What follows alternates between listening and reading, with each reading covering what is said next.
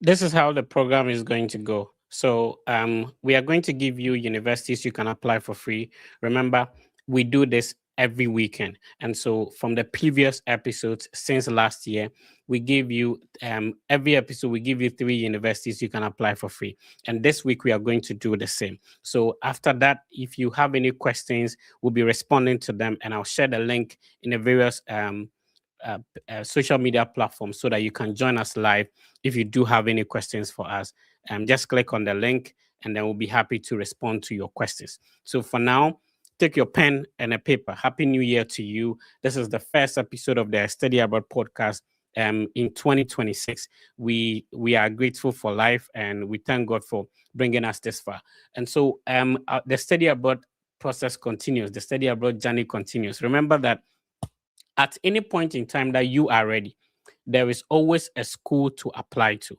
And so, as I speak to you now, a lot of universities, unfortunately, have ended their applications for the September, August, which is the fall semester 2026. They ended it in December, some in 1st of January. The good thing is that there are still some universities that are admitting. And so, some will end January 15th. January 31st or January 30th, and even in February, March, April, there's still a university to apply to. Any point in time that you are ready, there is always a school you cannot meet their deadline. That is there. But whenever you are also ready, there is always a school you can apply to. So that's the good thing. And so, you are not late if you still want to apply for the fall 2026 or want to start school in August or the September 2026 year. The admission, the scholarship process, and then the visa process can be started today if you are ready. There's always a school to apply to. The good thing is that there is something we call rolling admission. There are universities that even after their deadline, they are accepting applications on rolling basis, which means that when you wake up, you wash your face and you want to study abroad today, there is a school to apply to. The name is the Fred Effect. In case this is the first time you're coming across our Study Abroad podcast, we do this on every Saturday. The reason is simple. We have individuals who have gone through the Study Abroad process, like myself. And so I invite them so that they share their process, their journey. Which university are they studying in? Which scholarships are they on? How did they go about their study abroad process? They are from the same country you are. They went to the same university or the same high school you graduated from. How were they able to work on the process? What was their CGPA? How much did it cost them? When did they start? What schools did they apply to? They give us all this information so that you who want to study abroad, it could be easier for you. We've done this consistently every Saturday for the past 3 years or 4 years or so. And it has been beneficial. It has been impacting a lot of lives. There's been a lot of progress when it comes to people, getting inspired, empowered to pursue higher education abroad. The name is the Fred Effect, and you're welcome to another episode of the Study Abroad podcast. Today, my cap is not capping, so pardon me. But yeah, let's start with the universities that you can apply for free, and then we can bring our guests on, and then we get going. So let's start with the first university I'm sharing today. It's called the University of Rochester. So the University of Rochester is actually located in a state of New York, and then in the state of New York, the city is called Rochester. So Rochester is in New York. New York, people know New York as a vibrant city and all that. But remember, New York as a city is located in a state called New York, and then the state called New York has another city called Rochester. And this Rochester, there is a university there called the University of Rochester. And I always explain that to get the application fee waived, sometimes there is a code. Sometimes you have to attend a webinar. Sometimes there's something else you have to do. Like the University of Dayton that I shared the other time, the school is actually waiving it. So even if you have the money to apply, the school is taking it off. That now you getting the application fee waived does not guarantee that you're going to get a scholarship. Remember that I am only giving you a way to make one part of the process easier for you. The other part you have to do it. Understand that you need to talk to the department head, email them to figure out if they will have a scholarship for you or not. So in the comment section, type the name of the university. The name of the university is called University of Rochester. And now this is where I come in. I'm going to show you how you can get the waiver.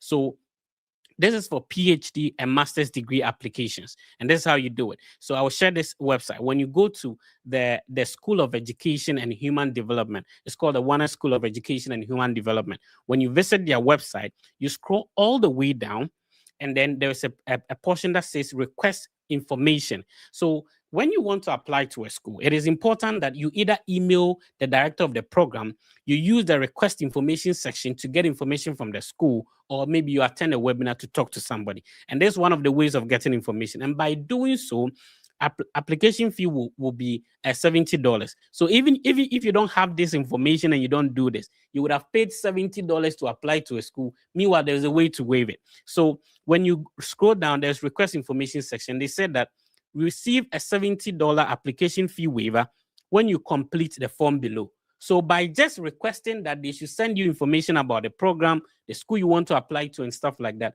you qualify for an automatic $70 waiver. This information is something you wouldn't know if somebody do not show you. And it's not the entire university. Remember, the university is huge. They have a lot of programs, but there's a specific, school, or there's a specific department, and they have a lot of programs. I'll show you some of the programs. But when you scroll down, and then you enter your name, maybe the Fred effect, your email, your phone number, citizenship status. The citizenship status, allow them to know whether you are an international student or you're applying from, within. So a non-citizen will apply to most of my listeners at the moment. Intended year, when do you want to start? Is it 2017, 2027, 2026, 2028? It doesn't matter. And then if you're affiliated to University of Rochester, and would you like to receive information? Obviously, you should select yes. And then when you submit it, then they will send the specific code. So you cannot do it for anybody. You need to use your email. Remember, the email that you enter here is the same email you have to use when you want to start your application. Don't use kwakumensa@gmail.com to request for the information and go and use edi@gmail.com to apply to the school. So the same email you are using to request for the information will be tied to the application fee waiver. And the code you will get is different from another person's code. And the college, the school actually have a lot of programs. So let's check out some of their programs that they have. So the master's and the doctoral programs are a lot.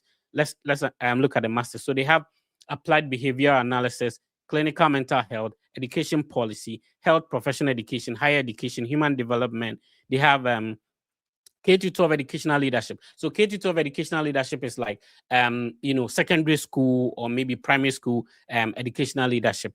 And, program evaluation, they have school counseling and then teaching. So let's go to the PhD programs. And so they have the counseling PhD and EDD, K-12 educational leadership, education policy, human development, higher education. So contrary to the argument that, when you get application fee waiver, there is a pressure. Look at, there's a lot of programs. The program you are applying to will not be the same program Kwaku Mensah is applying to. So where is the, competition? And in any case, if you want to apply to this school and you don't see this information I'm sharing, and you go ahead and apply to and pay the application fee waiver, it doesn't take you out of the competition. And remember, I said that to get scholarship, talk to the HOD of the department you want to apply to. So if you want to apply to the education policy program, email somebody, and then that's going to be helpful. We are live on TikTok, we are live on Instagram, on Facebook it's the Fred Effect, on YouTube it's the Fred Effect. Let's move on to the next one. So the next one is undergraduate. So I shared graduate applications. So let's look at undergraduate as well.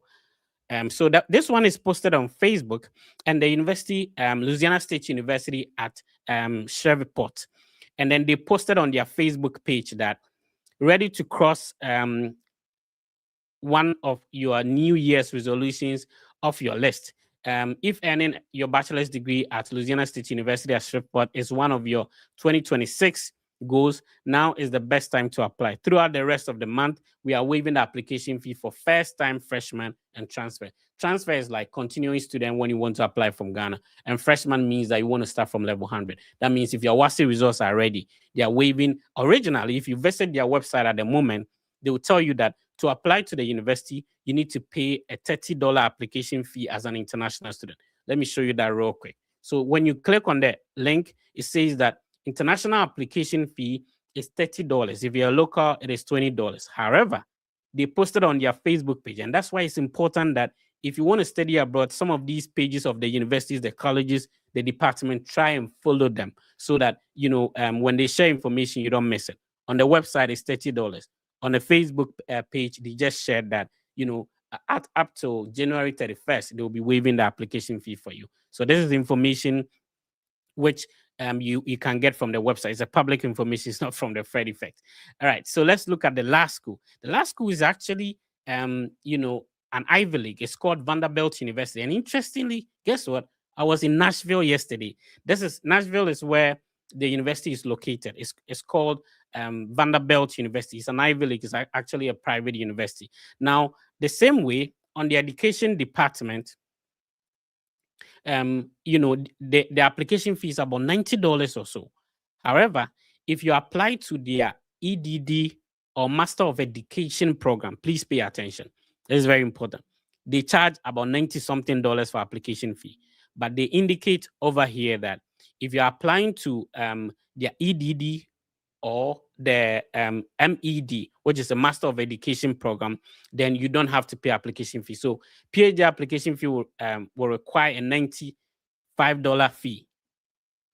So if you are applying and then it's any other program, then it's $95. And they indicate that students at the school, the Peabody, receive full funding for their tuition as well as stipends for living expenses. So if you gain admission into their PhD program, then you get full funding. Now let me go to where they said that you can apply for. Okay, so applying to the masters, so all the masters program and the EDD programs is free. So this is the keyword here. And this is information you need to really dig, because on one hand, they are saying that it's $95. But if you read this information, applying to our masters and EDD programs is free, and all applicants are automatically considered for merit-based scholarship. So it's clearly indicated, $95, get it for free. What did you do? You just have to watch the Fred Effect on Saturday on the Study Abroad podcast. We are trying as much as possible that, the stress, I was able to apply to only one school. The reason was that when I was in Bole Bamboy, National Service Allowance was 559. And when I retrieved that is what I can use to afford one application. If I knew some of these information, it would be easier for me to apply. That's why we are trying to get you all this information. So type in the comment section. What we shared was University of Rochester. You have to know is the Warner School of Education. We shared Vanderbilt University is their master's program and EDD program, and then Louisiana State University at Shreveport. This session will still be live across all our social media platforms, so you can check it out later on. Let me bring my co-host on, and then we can get going. So my co-host has always been Ben. Ben, how you doing? Your microphone is muted. You have to unmute it. Let us know in the comment section where you're watching us from. So, okay. Ben, your microphone is muted. You have to unmute it. Yeah, Fred. Go ahead. Okay, how is the UK? How are you doing? Me. Yeah, everything is fine. Yesterday it snowed, and as usual, the weather is very cold at the moment. I think we're in the negative. So apart from that, everything is fine at the moment. Awesome. Let's bring our guest on, and then we quickly can get started. Senior ID, how are you doing? Mr. Fred, Charlie, I'm good. How you doing? I'm good. Thank you for your time. Ben, good afternoon. How you doing? Yeah, Dimorphy, I'm good though, and you? I'm good. I like your background and the way when you might smooth near that day. What happened? Is there something going on there? As you even I think as I even texted you earlier on, I was even sleeping. I was like, nah, Charlie, I don't miss my boss in this show today. We'll pull up. Thank you for making time. So a quick introduction, your name, which university you're studying, and what are you studying? Okay, so currently, I'm in University of. My name is Edmond Osayahin, and I'm currently at Montclair State University. I hope to transfer to University of Arkansas anytime soon, but I'm currently at University of Montclair State University. Sorry. And how many universities have you been so far? I mean, so far, how many universities have I? Let's say 3 for now. Okay. My initial University of Arkansas, and I think Georgia State and Montclair State. That's why I transferred from Georgia State. Yeah. I see. What are you studying? So currently, I'm just undertaking my PhD in clinical psychology, but I'm looking forward to transfer back, like I said, to University of Arkansas, hopefully next spring or this spring. Yeah. Yeah. Which country are you from? Obviously, we all know, but which country are you from? Which institution did you study in back in Ghana? So I'm from Ghana, specifically from Ashanti region, Kumasi, Right. and that's where I was born. And for my junior high school, I went to Agape International School in Kumasi. Mm. Then for senior high school, Kumasi High, and Oh, for my undergrad, University of Ghana. Yeah, so basically, so I went to University of Ghana in 20, I completed high school in 2015. mm. I went to University of Ghana, I think somewhere around 2017. So 2016, I completed University of Ghana in 2020. And What I think, What did you study at University of Ghana? so I did psychology and statistics. Okay, And for high school, I did general arts. So I my see. combinations were, I think, government, economics, literature, and I think French. I These are see. my combinations, yeah. For somebody spend trying to sit throughout this conversation, Mhm. at the end of this conversation, what are some of the things you want somebody to take out of this meeting? Um, I mean, I think at the end of the presentation, it's very important that I think I've said this on other platforms that it's very important. This study abroad journey shouldn't be treated as I just saw a friend in US, so I can also apply. Mhm. It should be treated as something with the mindset of you wanting to do it and the mindset of you wanting to, I mean, ready to sit down and learn. Yeah. In a nutshell, I think it's a journey that needs to be studied. It's a journey that you cannot do it anyhow and then probably get it. If you do it anyhow, you end up getting it anyhow. Mhm. If you do well, you end up getting it well. So I think at the end of sharing, for the Fed has actually had multiple people on this platform, and I believe say each and everyone shared his journey from where he got started and how he ended up in the US. And it was a process. Yeah. So I'm believing that at the end of this presentation, whoever that is watching us is going to understand the process that we actually went through to make it happen. I always say there's a template that you have to follow. Mhm. It's only up to you for you to decide that I will follow this template. And no matter your credentials, if you follow the template, it's going to work out for you. That is what I believe in. So that's what I'm hoping that whoever that's listening to us right now should be blessed to hear our stories and also follow the same person going to work out for them. My guest is Eddie. My co-host is Ben. Ben is in the UK. Eddie is in a different state. Fred is in a different state. We are all from Ghana, just like you. And so, Yeah. if we have been able to do it, you should be able to do it. We are live on YouTube as the Fred Effect. We are live on TikTok as the Fred Effect, and on Facebook as well as Instagram, Twitter. We are streaming across 5 different platforms. The reason is simple: wherever you think you are comfortable watching us from, that is where you should watch us from. So if your data says you have free data on X, we are on X. Go watch us on X over there. That's it. To get started, you mentioned that you Mhm. graduated from University of Ghana. Did you Mhm. apply to a master's degree in the US or a PhD program? I applied to a master's degree. I didn't try a PhD back home then. I just Mhm. applied straight into a master's program. I see. And if you could share with us, you mentioned that you started your study abroad process from level 200. How did you do that? How are you in level 200? I think it's a very story. Actually, it started in level 100. Oh wow! Talk to But us level about. 100, level 100 was not, my US journey. It was actually in a different country. Probably, Okay. I think it was in Germany. So Mm. I have this friend of mine in Canada right now. He's currently pursuing his PhD in University of Regina. Shout outs to And him. yeah, he's called Frederick Obama. Oh, okay. He's a good friend of he's a good friend of Peter Bewa. Oh, I see. So this friend of mine, I think we went to the same high school, and you all proceeded. He went to K University, I went to University of Ghana after completion. And I think I was there one day, and initially, I think Kingsford used to laugh at me with this thing every day. I wanted to pursue economics, right? So I ended up not getting economics because I didn't do elective maths at Okay. University of at way back in high school. So even regardless of my grade, grade 9 from high school, I still didn't end up getting economics to do.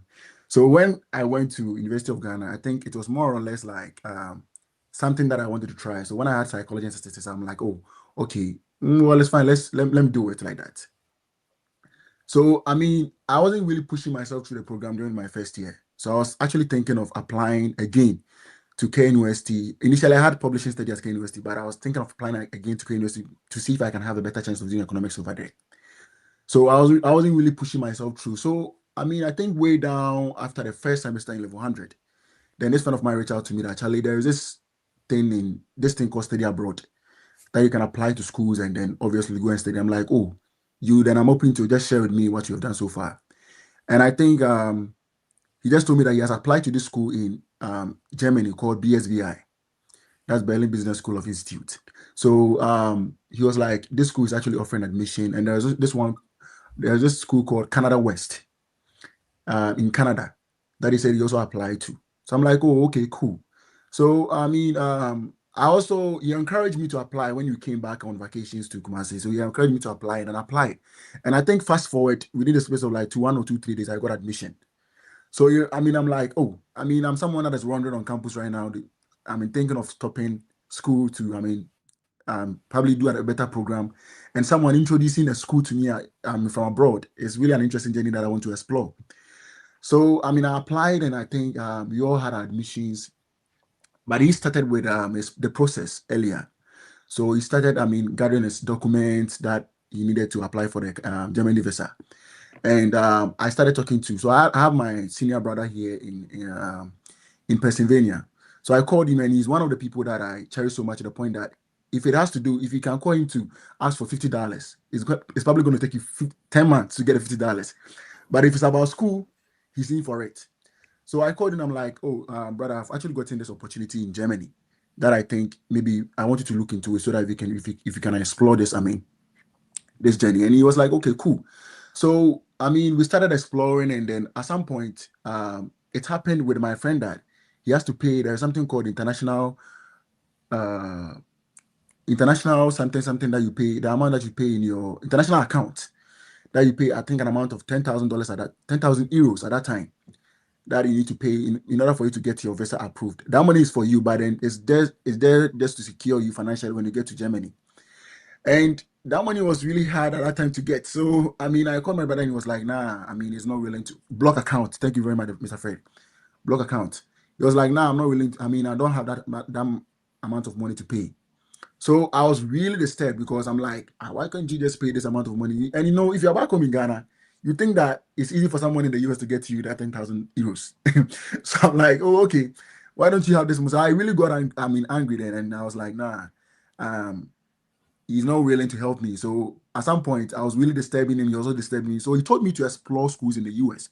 He told me to do that for the undergrad. So I tried applying to some undergrad schools here, but it didn't yield any results because I wasn't really getting the feedback that I thought I had a very concrete offer from Germany. So why don't you give me the chance to go? So I was there at one point and I had a call from my brother that, okay, I mean, he has actually spoken to some friends and they think it's a very good initiative. So he's willing to mobilize some money to help me pay for the block. I mean, get a block account and then go. I was like, cool. This was somewhere around, I think, 2019. So I'm like, okay, cool. So, I think I was there and his friend actually came from the US and I met him, I think, somewhere around in Accra. And the friend actually studied at Princeton University. So the friend was like, why don't you just finish University of Ghana and come and do your master's? And I didn't really like the conversation because I'm like, Charlie, me, I just want to make sure I leave this country. I don't want to finish the University of Ghana and then go. Why do you have to tell me? It's like, no, you have to try master's. He came to do his master's at Princeton. So why don't you just finish University of Ghana and come and do your master's? I'm like, oh, okay. I'll look into it. So he actually ended up convincing my brother that I should stop the Germany. Meanwhile, we're in the process of gathering the money and then come and do my master's. So at that time was another bit of like, I was in another uncomfort zone that I didn't like at all. But then it came to a point where another lady also called and it was like, oh, let's try this. And a lady, a friend of my brother as well, let's try this Germany and see if it's going to work out. And there came the COVID. So when the COVID happened, Germany was the first country to block his embassy. Sorry, his a point of entry. He blocked everything. So students weren't going in, students weren't coming out. It was the first European country to do that. And I've been so mad at what they did. Because it was a blessing in disguise because I would have probably ended up being stranded in Germany if I'd taken that opportunity. So that's the point that I got exposed to study abroad in general. So way back into level 200 was when I started exploring the undergrad journey in the US. So I started applying to I think some schools online.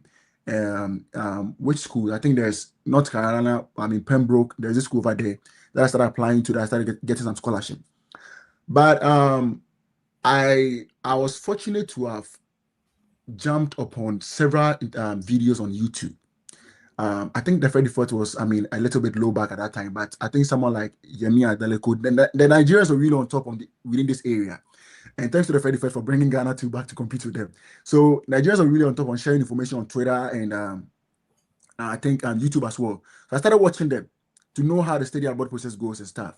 So that's when I started exploring opportunities in US for undergrad, because I wanted to stop in the middle of my program at University of Ghana and come and transfer to the US. But this friend of mine that I'm talking about in Canada came back and was like, "Nah, Charlie, I think this whole undergrad journey is really going to be stressful. Why don't you finish University of Ghana, undergrad here, and then go and do a master's?" And I was like, "Oh, okay, cool." And he told me to look into schools abroad, specifically masters than undergrad. And I'm like, fine. So back then, I think as at that time, my GPA was somewhere around like 3.3 there, 3.4 there about. So like I said, I wasn't really concentrated, but I'm like, nah, let me set up. Because when I started watching the YouTube videos, I learned that you need to get a very good GPA, you need to get a very good SOP, those kind of things that, really makes your material or application very competitive. You need to learn all these things to make sure that at least you stand a better chance of getting not only admission, but funding. And I started positioning myself. And when you are transitioning into level 300 at the University of Ghana, that's when you decide to do a thesis or not. So it's either you decide to combine or do a thesis, or measure to do a thesis. And I realized that if I do a thesis, it's really going to make sure that I put out a very strong application based on my research project. So initially I was thinking of combining. That's, not doing a thesis, but because of this thing that I learned from the internet, I'm like, no, let me do a thesis to make sure that it prepares me whilst I also, pursue the study abroad journey when I'm done with school. So I decided that when I got to level 3, I decided to do a thesis. So when I started doing my thesis, I'd already watched multiple videos on YouTube about study abroad and how you can leverage on your thesis to get scholarship and stuff. So just when I was thinking about developing my thesis topic, right? And I'm like, nah, why don't I reach out to professors in the US, right? To more or less like set myself on a different path. Why don't I reach out to, let's say, Fred Effect, professor in the, let's say, University of Arkansas.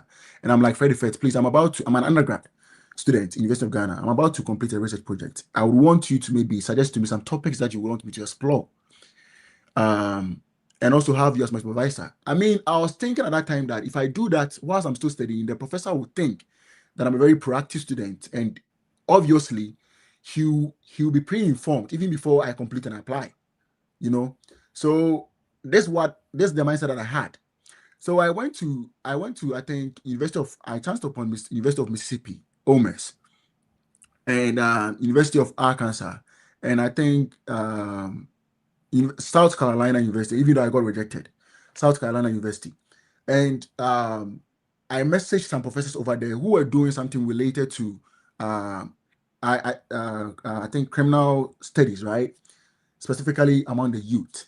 And I reached out to them, and at that time, the topic didn't come out from them. My thesis topic didn't come out, but it came from a friend of mine that I collaborated with back in University of Ghana. So I suggested to them that, oh, this is a topic that a friend of mine and I have actually developed, and this is what I want to work on as my project. Please, would you be interested to work with me whilst I do my project here at University of Ghana? And I sent this same email to these 3 professors from these respective schools. That's South Carolina, OMES, that's University of Mississippi, and University of Arkansas at Little Rock. Then I think I was fortunate to have one professor from University of Mississippi, that's Professor Andrew Walker, reach out to me that, oh, I'm willing to speak to you, to discuss with you about your undergrad thesis, to help you if I can help supervise you whilst I was in University of Ghana.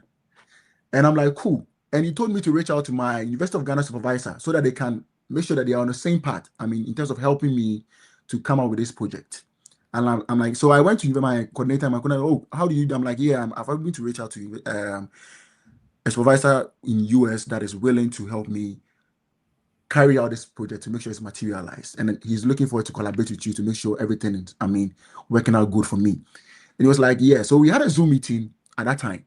And I obviously got a green light to go ahead with that project with my assistant. My colleague. My colleague wasn't too serious because I knew what I wanted. So I want to say this, that if you are, I know for sure most of you are currently listening to that are still in school, that are doing your project, that your colleagues are not really serious. Don't really take them, because it's really going to benefit you, not them.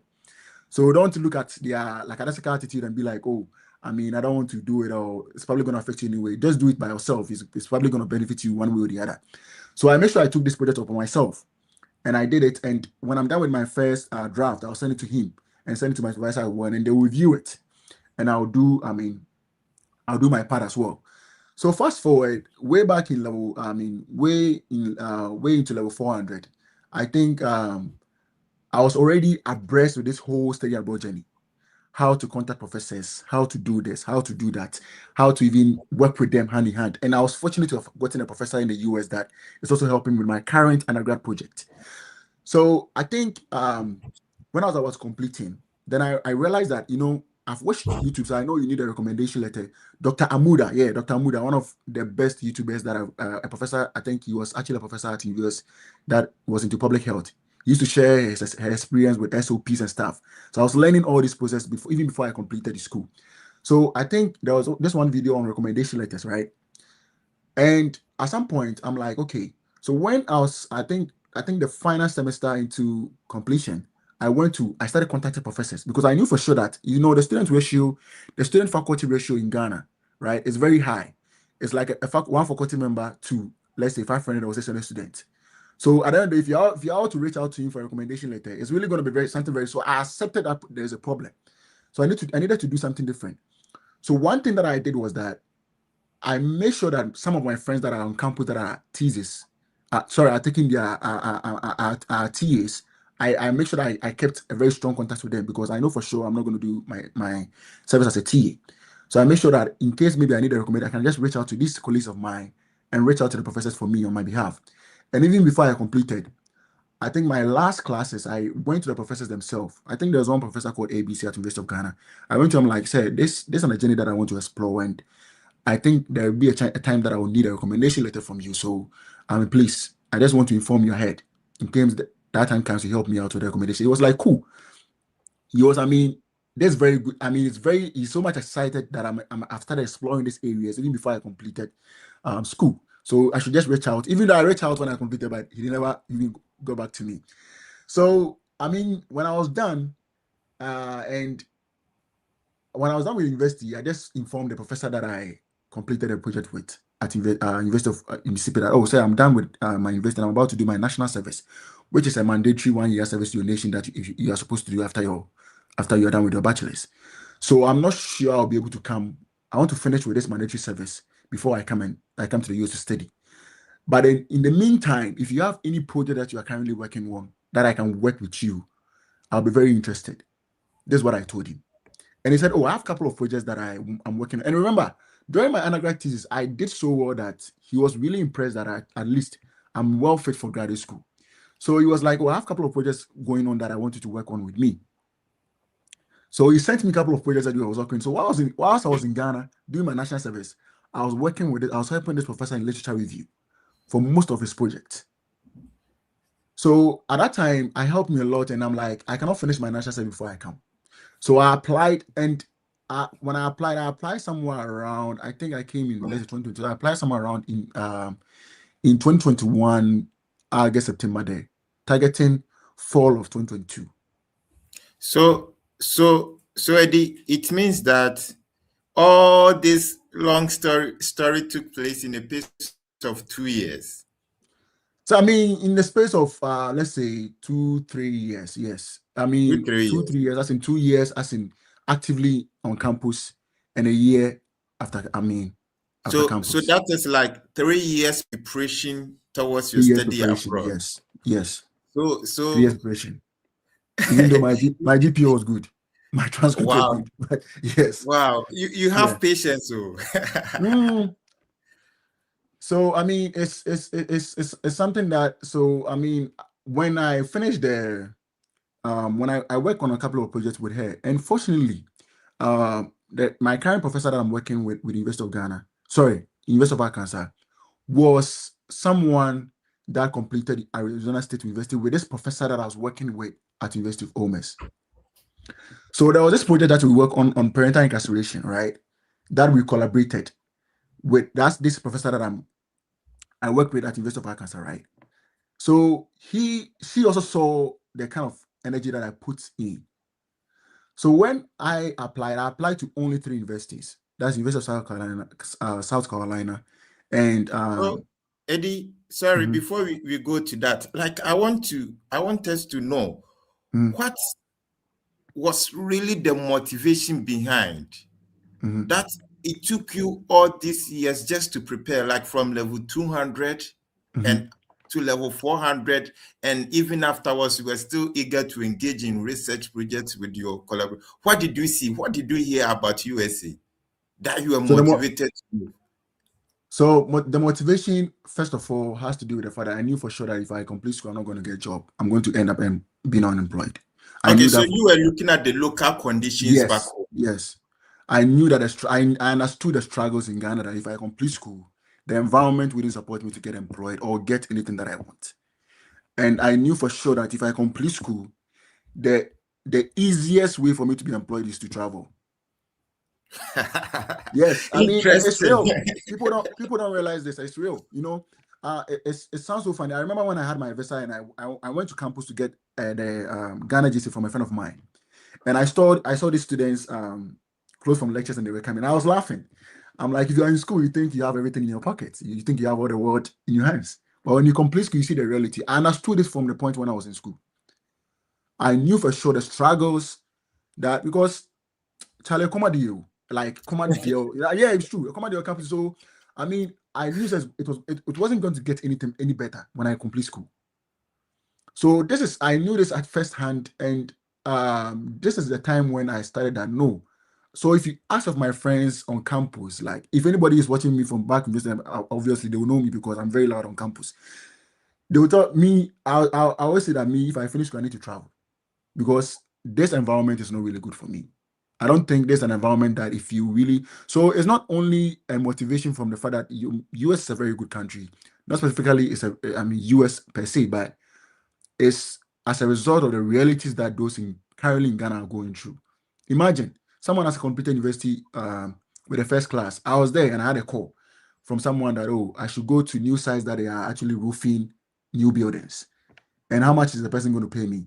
500 Ghana cedis. And that will depend on the number of houses that I will count in a day that they are roofing. Imagine. So it doesn't really matter your school anymore. It doesn't matter about your grade anymore. It doesn't matter whether you had a first class, second class, complete University of Ghana, UCC. It doesn't matter anymore where you come from in Ghana. So Before you continue, I just want to know. So, looking at this transition from Ghana to USA, do you think your initial decision has helped? That's really helped. It has really helped. Let's rate it and see. From If I 0 rate to it, 100. I don't want to rate it in the sense that fine, I think it has helped, right? And I know for sure there are those that in Ghana that are also really making it as well. Do you get me? So I just want to give them a shout out. But I from a point from where I stand, I'm so much in love with my country that I want to go back. I always say this every day. Mr. Friend knows I say this every day. I want to go back and help, right? And but I think that a stepping stone to help me do that is traveling. And one of the reasons why I traveled, another motivation factor is that I traveled specifically to come and study. I'm being honest with you. So I'm just saying I'm one of the people that obviously, if you are to tell me that if you are to give me American citizenship, I'll think twice because I mean I sometimes owe some huge allegiance to where I come from. I appreciate the kind of trainings that I went through in the University of Ghana. I mean, all these things shaped me, even the realities that I went through during my undergrad, during my high school, and one way or the other, it all shaped us. You get it? Yeah. That's actually shaped us to become who we want to become right now, So I actually give a major credit to where we come from. So I should say that I wouldn't want to say like, oh, I'll place the US above a country where I come from, but I would like to say I realize that this would be a stepping stone for me to be a better person when I come back. Yes. I don't know if that answers the question. Yeah. All right, thank you. So please, if you just tune in, we just want to once again wish you a happy new year. And as you are listening to the fantastic story of Eddie, you can give us a thumbs up if you are really enjoying, and then you can also let us know where you are watching us from. So as usual, this is the Freddy Fed and the biggest Eddie Abroad podcast we have in the world at the moment. So let's give us a thumbs up and then let's know where you are watching us from. So Eddie, before you continue with that story, I think I don't want to forget this. You mentioned a strategy that you use to be able to get your letter of recommendation. Can you really hammer on that strategy? Because of late, letter of recommendation has it's a very big problem. Yes. Yeah. It's the major problem in Ghana right now. Yeah. All right. And I think the reason why it's a problem is the fact that the schools here are aware of the fact that you are very experienced and very knowledgeable to use Google or Yahoo to create your own email and have your own recommendation sent to them, which is genuinely not coming from the students, right? So as a matter of fact, they want to see that if indeed it's a genuine recommendation that should come from an institutional email. And that's what is making so many, and these institutional emails are tied to the professors and some respective administrators in schools. And that's why it's really making it very difficult for us to get recommendation letters sent. So this is what I did. So when I finished, right, way back in January, I had already gotten all the schools that I wanted to apply to. And I had my best friend, who is at the University of Iowa, was actually doing his national service. I was doing my national service at Alabuchi Hospital, right? So I had my best friend who was actually doing his national service on campus, the political science department. So he was living on campus at that time. So I made sure that I had all my schools intact. And I decided to go and apply for my schools on campus, so that when I apply, I will just hop into the professors' offices, respectively, and ask them for the recommendation letters. And I decided to ask for time from where I was doing my national service to go and spend 2 weeks on campus. So I decided to dedicate 2 weeks on campus to get my recommendation letters. This was an intentional effort. It was intentional. It was intentional, yes. I knew it was very difficult to get for me because my supervisor was out of the country, the one that supervised my project. But he has already accepted to do the recommendation. But I was only left with 1 or 2 to help me get it completed. So when I went on campus, so you didn't look at that as a limitation. No. So, but you rather took another strategy. Yes. So how was it like? Did you see that one to be a difficult way to go by, or that was the easiest one for you? I should say it was the effective approach to go by, right? In a sense that I knew for sure that people were, all this time I was reading about stories about interviews, and remember I already practicing for my investor interview even before I completed school. So I already read about interviews, recommendation letters, everything that makes the study abroad journey difficult. So I developed a strategy to each and every one of them as to how I can go by it, right? So I knew that I will not. Okay, Ben is a professor. Ben has decided to send a recommendation on my behalf to University of Arkansas, let's say on Tuesday.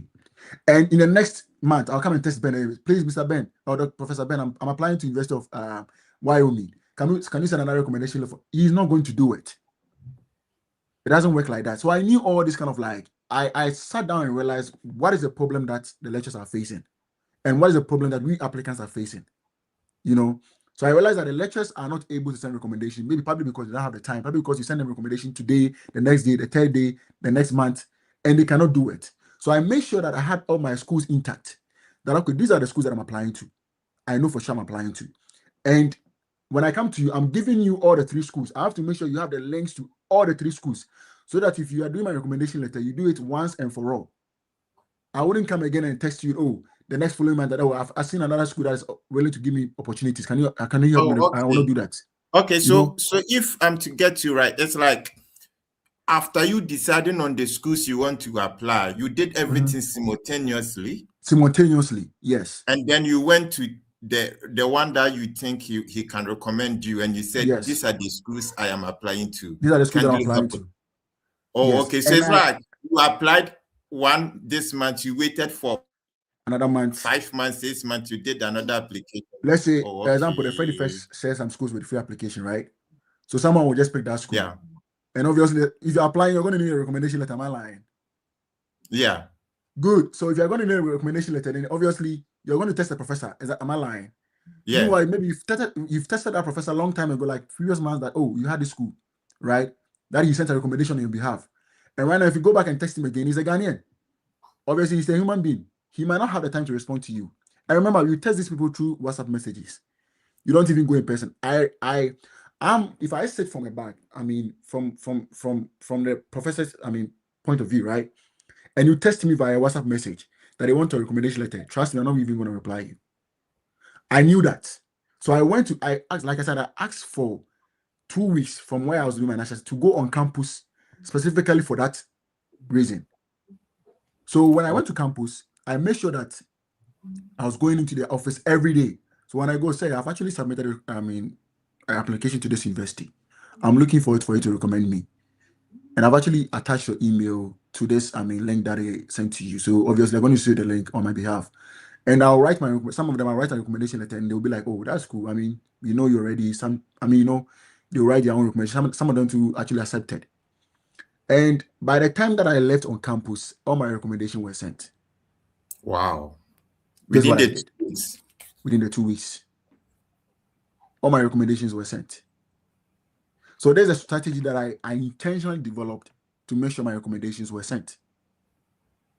And that is one thing that I advise, that if you're not really proactive and even if you deem yourself smart, make sure you apply your smartness, your proactiveness, your determination, everything into your study abroad journey. And that's what we want to work out for you. Yes. So, Eddie, we may have somebody who is yet to begin this process. Mm-hmm. So the question will be, how would you expect the person to treat this study abroad process? I think I was looking forward to, I don't know if you're edging closer to our meeting, but I was looking forward to share this information, right? That's very simple. That you wouldn't need, you wouldn't need Ben, you wouldn't need the Fed effect if you start this journey, right? I would encourage whoever that wants to start this journey to do just one thing, and everything will follow automatically. Go to YouTube, watch 10 videos of Fed effect, right? Online, 10 videos of Fed effect online, any video about Fed effect, any video about Fed effect, 10 videos of Kinfodonyina online, 10 videos of Festus online, 10 videos of Fela online. I'm not online. So 10 videos of, at least you watch, I know Fed effect has multiple, so watch 20 videos of Kinfodonyina. Fed effect. Watch 20 videos on any topic. Just do it that intentionally. And watch 10 videos of Kinfodonyina, right? On YouTube. Watch 10 videos of Fela on YouTube, right? At least spend a month to watch 10 videos from 20 from the Fed effect and 10 from the people that I've mentioned so far. And trust me, automatically you become a master of this study abroad journey. Everything else will follow. Everything else will follow. Interesting. Yes. So there's something that I'm challenging anyone to do it. If you don't have any idea, you will not even go and watch contact the Fed effect. Please help me with this. He's tired. Do this for me, right? Yeah. Go and do this yourself, and you become a master of your own study abroad journey. This is the easiest trick I can show anyone that wants to start this journey. Thank you so much for sharing this trick with us. So now let's come back to the programs that you applied. Okay. And to the schools that you applied, did you apply for the same program? And did your admission come along with scholarship? So it's a packed question. A double question. Yeah. Yeah. So you want to know the universities you applied to, was it the same program? Yeah. Did all of them come along with scholarship? So I applied to, I think, 3 universities in all. And the reason I applied to these 3 universities is that these were universities that I knew for sure I was going to get funding. So because of the emails you had already sent. I had supervisors already and stuff. And even at a point telling that I want to finish my national service before I come. Wow. So yes, because I wanted to finish my national, because I didn't want to go back to Ghana and then obviously I see myself finding myself in a panel where they're asking me, did you do your national service? That's how I see myself in the future. And I want to make sure I said I did my national service. So I applied to OMES, that's University of Mississippi, University of Arkansas, Little Rock, and South Carolina University. And I got accepted to University of Arkansas at Little Rock. I got accepted to University of Mississippi, OMES, right? All of them with full funding. Because remember, the professors that I worked with, that's Dr. Andrew Walker was at University of Mississippi, and Dr. Susan was at University of Arkansas, Little Rock, right? And University of South Carolina, they denied me. I got rejected. Yes. And I reached out to them as to the reason why I got rejected. And they said, I think one of my resumes that I had in University of Ghana was a C+ in research methods during the COVID time. And that's the reason why they actually, based on that, to reject my application, even though I had a GPA of 3.6, right? 7. So it didn't really matter your GPA. There could be a grade that you have in your transcript that they think that, oh, of course, if the course is a research-based and you had a C+ in research methods, obviously they can deny your admission based on that. Wow. So that's how come I got rejected at University of South Carolina. But I think based on my issue of like proactiveness, I got accepted with, and all of my admission came with a graduate assistantship. But someone will say, why didn't you end up going to University of Mississippi? Where you had a very, friendship with the supervisor that you worked with and everything. Why didn't you go there? So I had this friend of mine on campus. He was called Henry, right? And when I was University of Arkansas was not even on my list. Trust me. So when I was deciding, I went to LinkedIn and I chanced on my Henry's profile and I saw that he was at University of Arkansas. He's someone that I know from University of Ghana.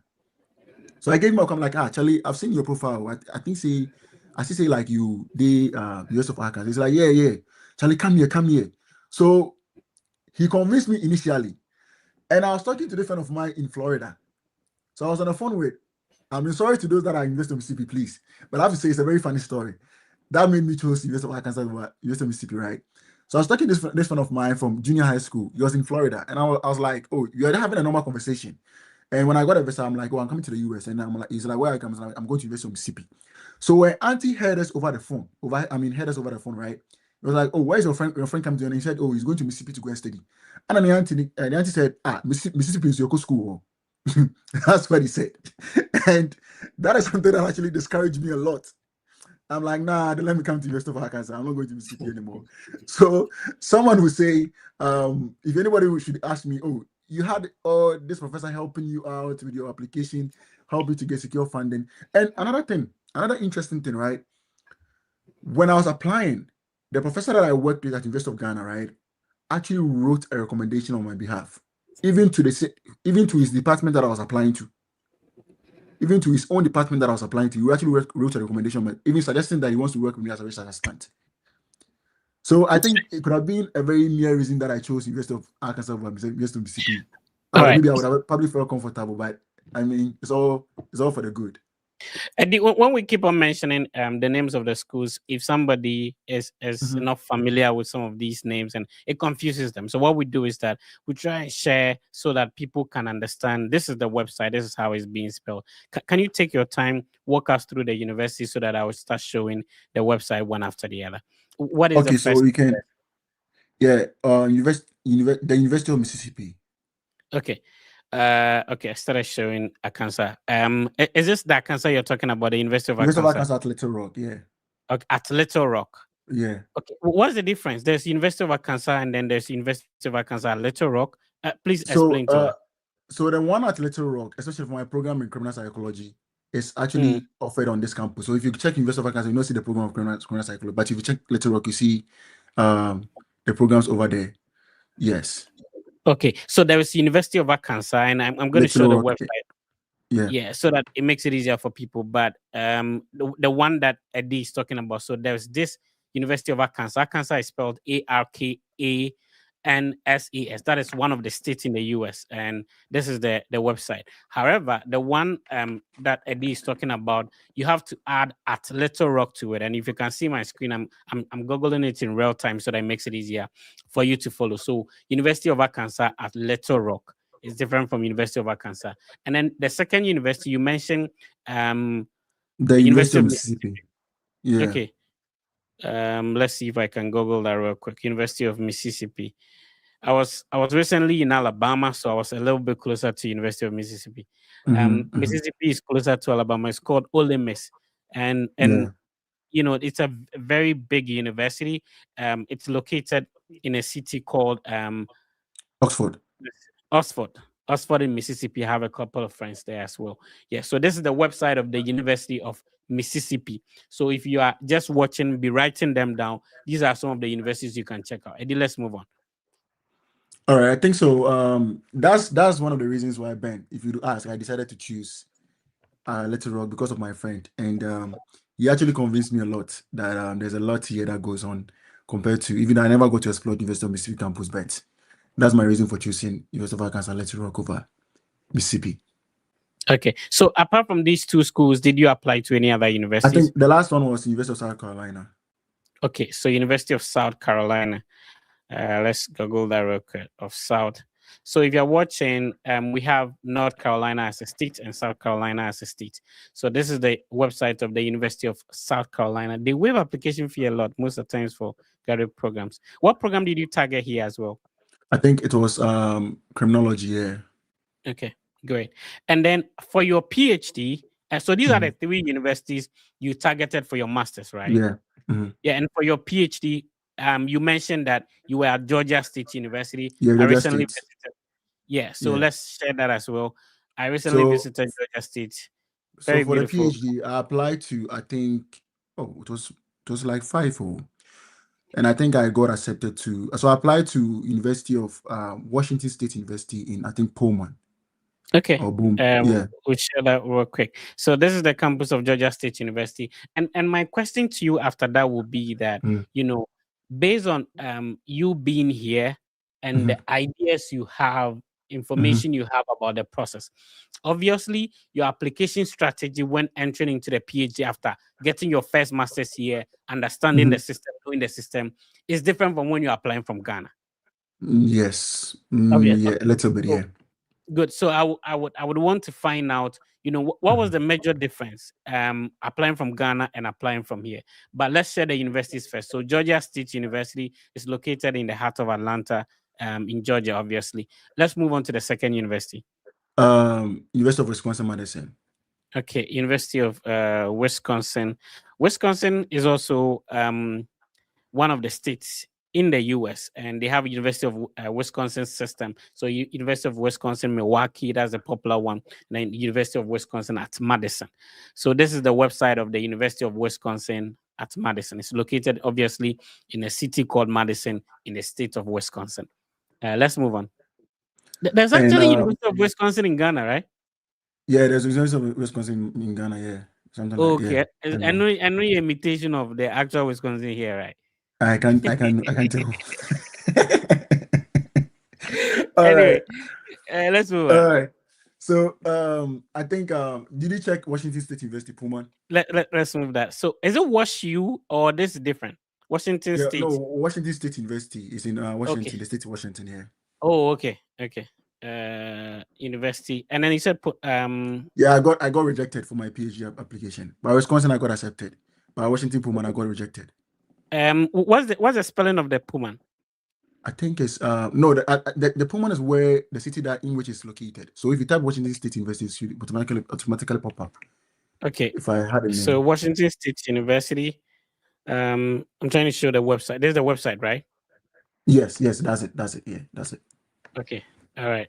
So this is the website of Washington State University if you want to check that out. And of course, this Washington, we have Washington, D.C., which is the capital of the U.S. That's different from Washington. Washington is all the way in the west, and D.C. is all the way in the east. So very different. All right. Which other university? So we mentioned Georgia. We've mentioned Washington State. Which other university for the Wisconsin, Madison.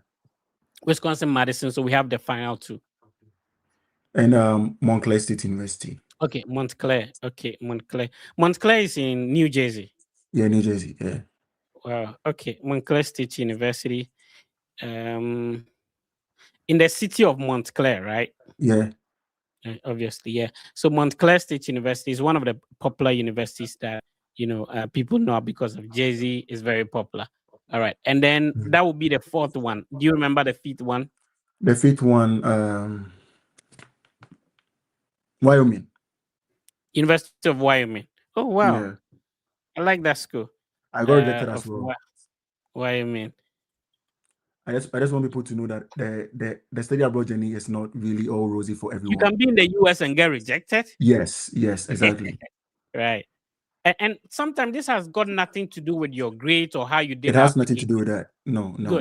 There are certain things you cannot control, which is absolutely fine. That's why exactly we encourage that people should not put their eggs in one basket.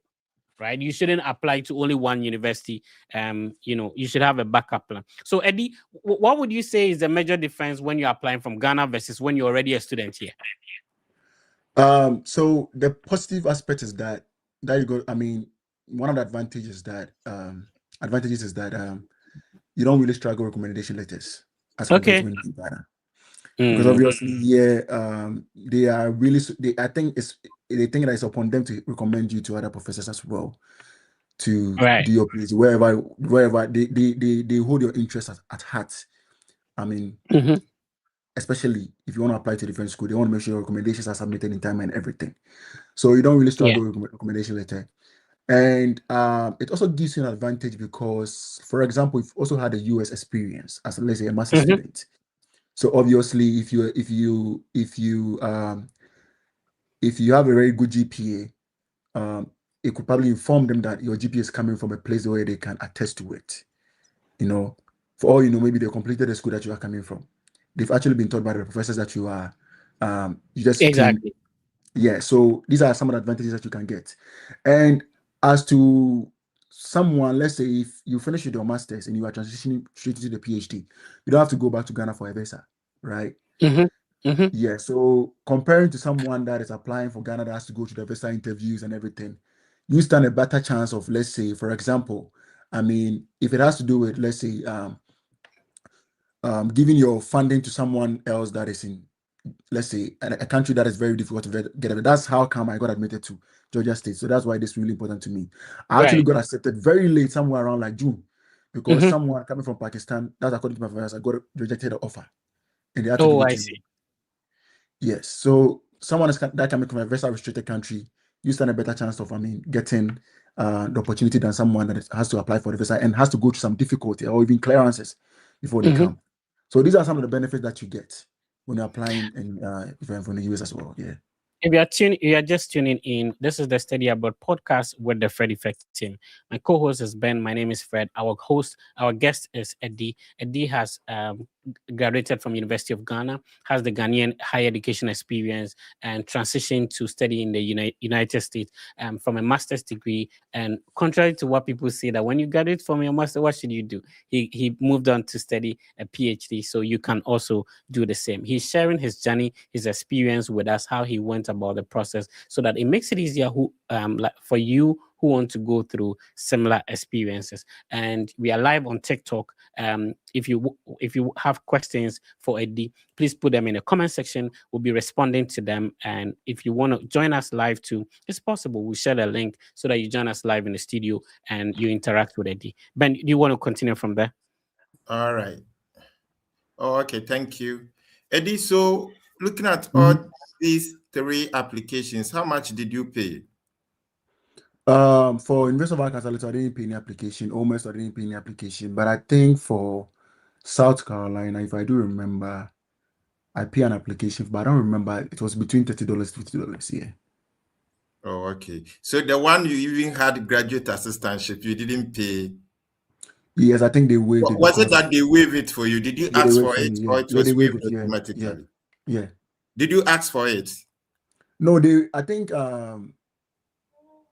it's been a while, so I think you see that either I'm not sure they asked for it though, but I think it was waived, something like that. Oh, okay.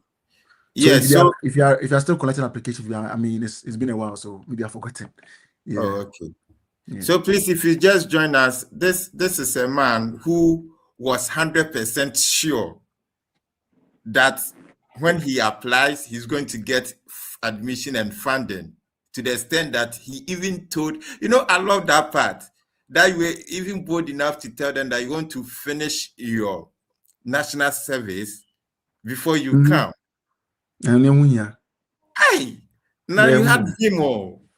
No, so this tells us how much work you put into the whole process. So it's not like you just wanted to go and study abroad. You knew what you were up to.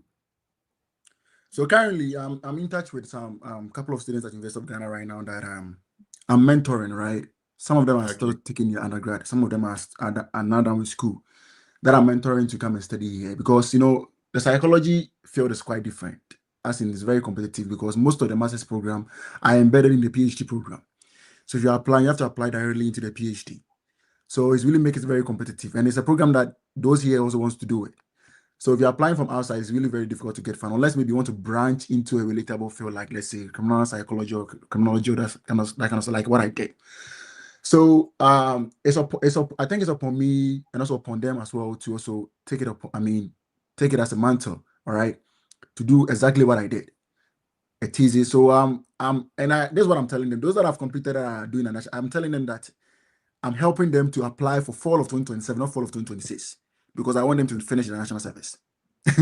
So if anybody's in my group that is targeting, so that is a this model. Yes, if anybody's in my group that wants to apply for this fall 2026, you are not part. I want you to finish your national service before you come. Yes.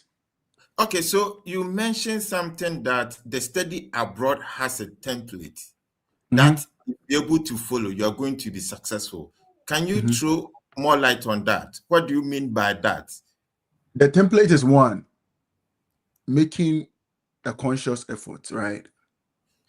And that's one of the templates. And realizing that regardless of your credentials, you still need to put in the work. Eddie, I'm coming. Please, you can be typing some of the strategies Eddie is sharing on the comment box for us if you are really listening. Eddie, you said the first template is what? One is a conscious effort. Very good. Conscious effort. Let's go. Yes. And study abroad needs to be studied. It needs to be treated as a full-time job. And spend every minute of your day. Spend every minute of your leisure hour. For example, if you are working and you use your leisure hours to watch movies, spend that leisure hours, right, or leisure period that you have to watch content about study abroad. And also make sure that you ask questions a lot. Every time you ask questions, you are asking questions every time. These are things that I would say probably abstract, right? The things that another template is that make sure you have the materials to do so. You can never pursue this dream if you don't have a bachelor's. Sorry, you can never pursue a master's degree if you don't have a bachelor's. You can never pursue your undergrad degree if you have not completed high school, or you don't have your high school certificate or high school transcript. It doesn't work like that. You cannot sit somewhere and say that, oh, I'm a real GHS in Timothy, madam for to quarantine. I can also travel. It doesn't work like that. Make sure you have the materials to do so. And the next thing has to do with make sure you have the capacity to do so. There's one thing that people refuse to admit: the financial capacity. It's really important. The financial capacity is like, make sure that at the end of the day, if they are calling you to pay for application fee, you are ready to pay. If you are calling you to pay for the visa application fee, you are ready to pay. Because trust me, you can apply to schools. Sometimes this is what people refuse that it's really, saddens me a lot, right? It's good to, I say, free application schools are good to apply because for all you know, the school that you're applying for free is the one that's going to give you the funding. Do you get me? But then in this case, you can also chance upon the school that, for sure, you've gotten a very positive feedback from a professor to apply, or the green light for a professor to apply. But then it demands you to pay application fee, but you don't have the money. So it can actually hinder one way your application or your progress one way or the other. So you have to have the financial capacity to do so. If you do these three things, these are the three templates that I think you can follow. If you do these three things, I think your journey will be successful. Wow. Thank you so much. So, Eddie, with the confidence within which you used to approach the application, was that the same confidence you used for the visa interview preparation? I think the very first I've heard of this story. So, I've told this on TikTok live several times, right? I started practicing for my visa interview when I was about to complete my undergrad. Because I knew, yes. But by then you had not put in application. Yes. I was. You can, and anybody that happens to be my roommate at Commonwealth, right, will tell you. If Richard is here or any of my roommates are here, they will tell you. I'll practice with them. So I'll let them ask me the questions. There was this one time that there was this friend of a friend. I don't want a distance friend, right? That completed UCC. So he had his visa and he came to sleep in our room at that time because a flight was the next day. So he had some friends on Commonwealth campus. So he came to sleep there in my room, right? And he was telling us about the visa interview and stuff. So that's when I started learning about it. He was actually coming to our university. So that's when I started learning about the visa interview. Even when I was in University of Ghana campus. That's the reason why. Because when he came, he was telling us how he went for the interview and it went well and stuff, So I started asking him questions. Oh, what were some of the questions that they asked you? At that time, I was still in school doing my thesis. So that's when I started preparing for my visa interview way back on campus. So that's how come, yeah. Oh, so okay. some of the questions that I remember, so funny, I've lost that book. So I used to say, my brother lives in New Jersey. There was a school at Monmouth, right? Monmouth University in New Jersey. So I'm like, my brother lives in New Jersey and his house is closer to Monmouth University. So when I go to the US, I'll stay in his house and I'll go to school. And I was answering questions like that, not knowing that even if you have a relative in the US, it can probably one way affect your application. Sorry, affect your visa interview, whether being positive or negative, right? So I didn't know all these things. But then I was actually pretty informed. I was watching videos about there was this Nigerian guy, I've forgotten his name, that shared a visa interview experience as well. But when I also completed, that's when Kingsford has also started his YouTube channel, interviewing Ghanaians who went for their interview. I'm like, for now we have a Ghanaian who's also helping us in that regard. So there's shout out to Kingsford, right? There was a story that he shared about his an appointment letter that I think he was late, something like that. That he had a letter from his department. That of course they are aware that he might be coming in late compared to the initial reopening date, right? So that actually, I also fell a victim to this same incident. So watching that video helped me a lot. So I also made sure I collected that same. I think was it something like I've forgotten that how they call that letter. I collected the same letter from my department and I sent by even though they didn't even care to ask. So I started watching YouTube videos on visa questions and some of the things that they will ask you, obviously. And I read, anybody who studied, who has studied about the very fact can attest to this, right? For a very long time, can attest to the fact that at first I can't remember it, right? It was really hot. And that even if you have a deficit of 2,000, you have to explain a lot. So I wanted to make sure that I don't have any deficits at all. Because I didn't want a question of, can I see your bank statement? Can I see this? Can I see that? So I put in the work and I practiced for every bit of question that I would have been asked at that time. I was thinking that they will know for sure, that they will know automatically that I have a relative that are here. They will know automatically that I have plans to maybe, do my master's do my PhD after my master's. So I was practicing for every bit of the questions that might probably or potentially come up when I go there. So that's how come I started preparing. So when I went for my interview, it was pretty simple because I knew that I've ticked all the boxes. I was never nervous. I was not even pressured at any point in my during the process at all, because I knew for sure that I've ticked all the boxes in terms of like securing funding, answering any question that has to do with how I secured my funding, why I chose this university, why I decided to go to study this program, what are my plans coming back. So I knew for sure that I'm gonna get a visa, and obviously God being so good, I got my visa approved. Yeah. Wow. So how did you feel? Securing the visa is not one of my happiest moments. It could be, Okay. but it's not my most happiest moment. No, because my most happiest moment was when, I should say, in this study abroad journey was when I should say I came to the realization that I need to better myself whilst I'm still in school. That's my most happiest. That's when I had a realization that I need to put up a very good work to end up getting a fully funded. So when I secured my funding was when I realized that, sure, my work has actually yielded results. So the visa, securing the visa was more or less like a cherry on top of the cake. Oh, Yeah. okay. Interesting. So, what is one myth that you've heard about the visa interview that you think is not true? That you have to, I mean, I'm very diabolic. I'm very diabolic that you have to pray. I mean, I mean, personally, that the visa approval depends on luck. I don't think it's by luck. I don't think it's by luck. I've seen people sharing stories that when you go into the embassy, you have to pray.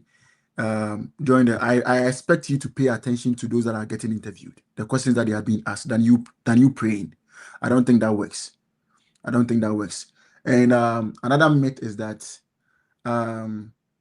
what other myth have I heard? What other myth do you think you've heard that I can also ask you if you've heard that? I can help you. Maybe I can help you Okay, I debunk that. think from what you were just saying, when we started this whole process, it's Yeah, like, another myth is that it's not study abroad is not meant for the rich.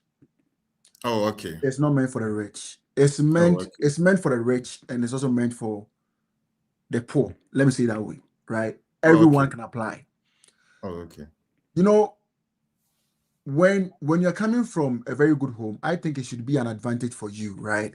For you to apply to more schools. But it shouldn't serve as a means for you to relax. I don't know whether you get my point. Yeah, you're Because on point. yes, because for sure, the advantages or the benefit that you get from the professors is merit-based. If I say merit-based, based on the fact that they see you are deemed fit for those opportunities like assistantship, right? And so if you are coming from a very rich home and you can afford all the schools in the US, and at the end of the day, you are not academically qualified or academically satisfied, of course, you definitely not end up studying in the US. So in this case, if you are coming from a very moderate home, right, and you have little financial backup, and you're academically good and willing to apply your academic knowledge to this, you end up getting the opportunities as well. So it works for everyone. It's not whether you find yourself in Bolibamboy, you find yourself in Accra City, you find yourself in Accra City, Accra, Villaggio, or wherever, you can apply and come and study in the US. So that's one method that I You want to don't have debunk to as well. only be in Tema before you Yeah, can that will only study be here abroad. before you can apply. Yeah, as long as you are Interesting. determined and you can take bus, walk in the dust, day in day out. I mean, you are likely to get it funded. Yeah. Yeah, interesting. Okay, one thing I had also I think as is still in my mind that you Mhm. touch on it was that when you go for the visa interview and they ask you, do you know anyone in the US? Say no. How true So, is it? good, and that's it's a very extensive conversation, right? When Yeah. it comes to that. So, I remember, I was watching this interview some time ago, way back, and there was this interview done by an Indian guy, and he was actually teaching people or educating people on how to answer these type of questions. That in case, let's say, you indicate in your application anywhere that you have a relative in, how do you go by answer? So, oh, I have a relative, admit it because you've already, admitted in your document. And there was a question that, okay, what if, for example, so there was a point where they were, in case, let's say you live with your, I don't know, but you live with your uncle, right? And you live with him by the school outside, right? And they ask you, okay, in case your uncle wants you to work in the US, what are you going to do? Would you want to work if your uncle asks you to? And I think the perfect answer to this question was the fact that, of course, I mean, my uncle is well educated, right? And see the essence of academic dedication. And I don't think he has any plans of making me work whilst I'm in the US. And also, I'm fully dedicated to commit myself to the school that I'm going to, not going to work, you know? So if I answer you this way, I think, Ben, even if you are the visa officer, obviously I'm telling the truth, but I'm Yeah. giving a valid reason to study as well. Okay. So even in this case, I have a relative in the US. I've actually debunked the story that, of course, you can have a relative in the US and still make up a point to come and study, right? Okay. Because, of course, maybe for all you know, he's the one paying for your tuition. He's the one sponsoring you the bank statement, you know, so you have no other option than to indicate this person in your application process. So definitely you have to mention the person's name in your application. And obviously you might be tempted to ask a question about it, but have a valid reason to study over him. I mean, maybe sponsoring you alone, you know. or the only reason why he's sponsoring you to come there is to come and study. That's what I'm talking about. Do you get it? So that's how come you can state or can have a relative in the US and still have invalid in your application process. But another thing is that if let's say someone has filed for you before, right? You've had someone file for you on let's say a green card visa or on any of the green aside a non-migrant visa, right? And you end up getting your application denied or still in the process, and you go to the embassy and they ask you that you have a relative in the US. Obviously, you've already indicated an immigrant intent through your previous sponsorship or your current sponsorship. So there's a likely denial, or there's a high chance they're going to deny you.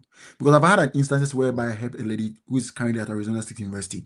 Previously, he went and they filed for her, right? And she never told me. So she went and then they got her visa denied because the visa officer told her that he's still in the process that she has been filed for and needs to go back and wait till the decision is done. This is how come she got her visa denied, even though she was coming to do a master's. So I think fast forward, her application went through, that means her immigrant application went through somewhere around like 2021. And even though, remember, he had the intent to study. Right now he's at Arizona State University. But then she was denied previously. Oh, okay.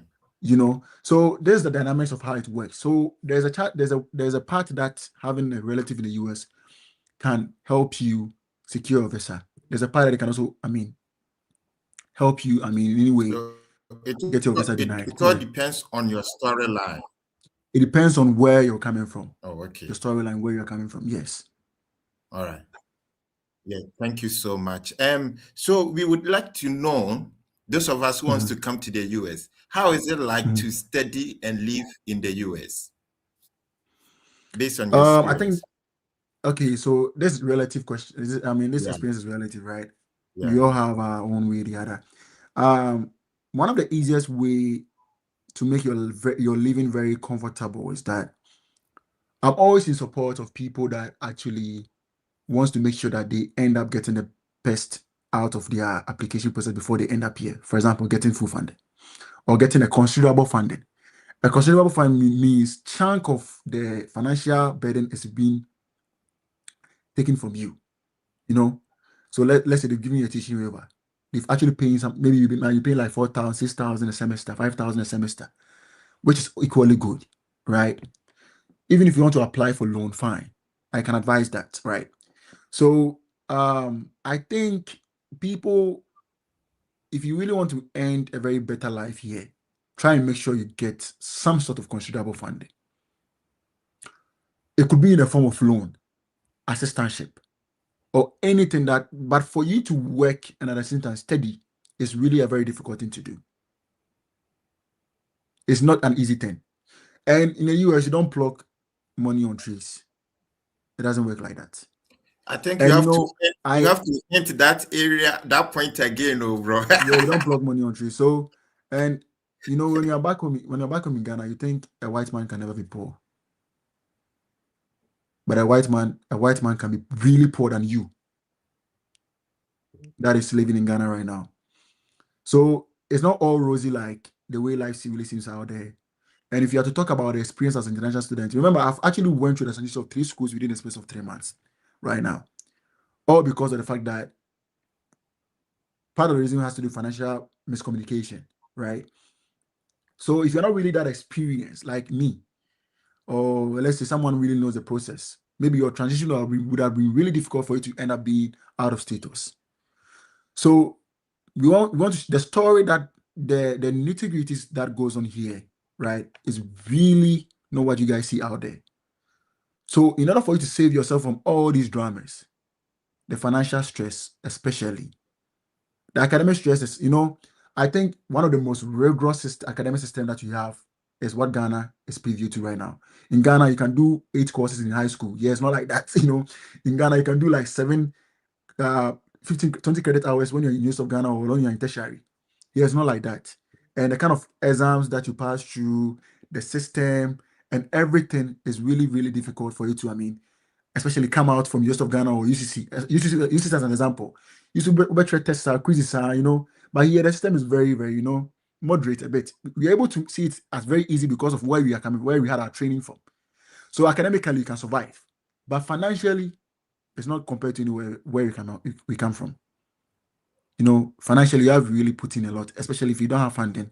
Charlie, it's very difficult. So if you are listening to us right now, try and make sure that financially you are secured, and it will really help you a lot, because we had several students who are, I mean, you've seen stories of students sharing how they might probably end up getting expelled from their schools because they cannot pay their tuition, you know. So make sure you have a plan for that. So that's how I think that's my experience of how the journey in the US has been for me. It's somehow rosy, especially if your stipend comes in monthly, it's rosy. Hey, if you get that, it's really helping. If you can pay your rent, if you can pay your debt, it's all rosy. It's very good. If it's one of the easiest way to survive in the US is coming in as an international student. Yeah. Oh, okay. That's interesting. So so far, is there any shock you have experienced?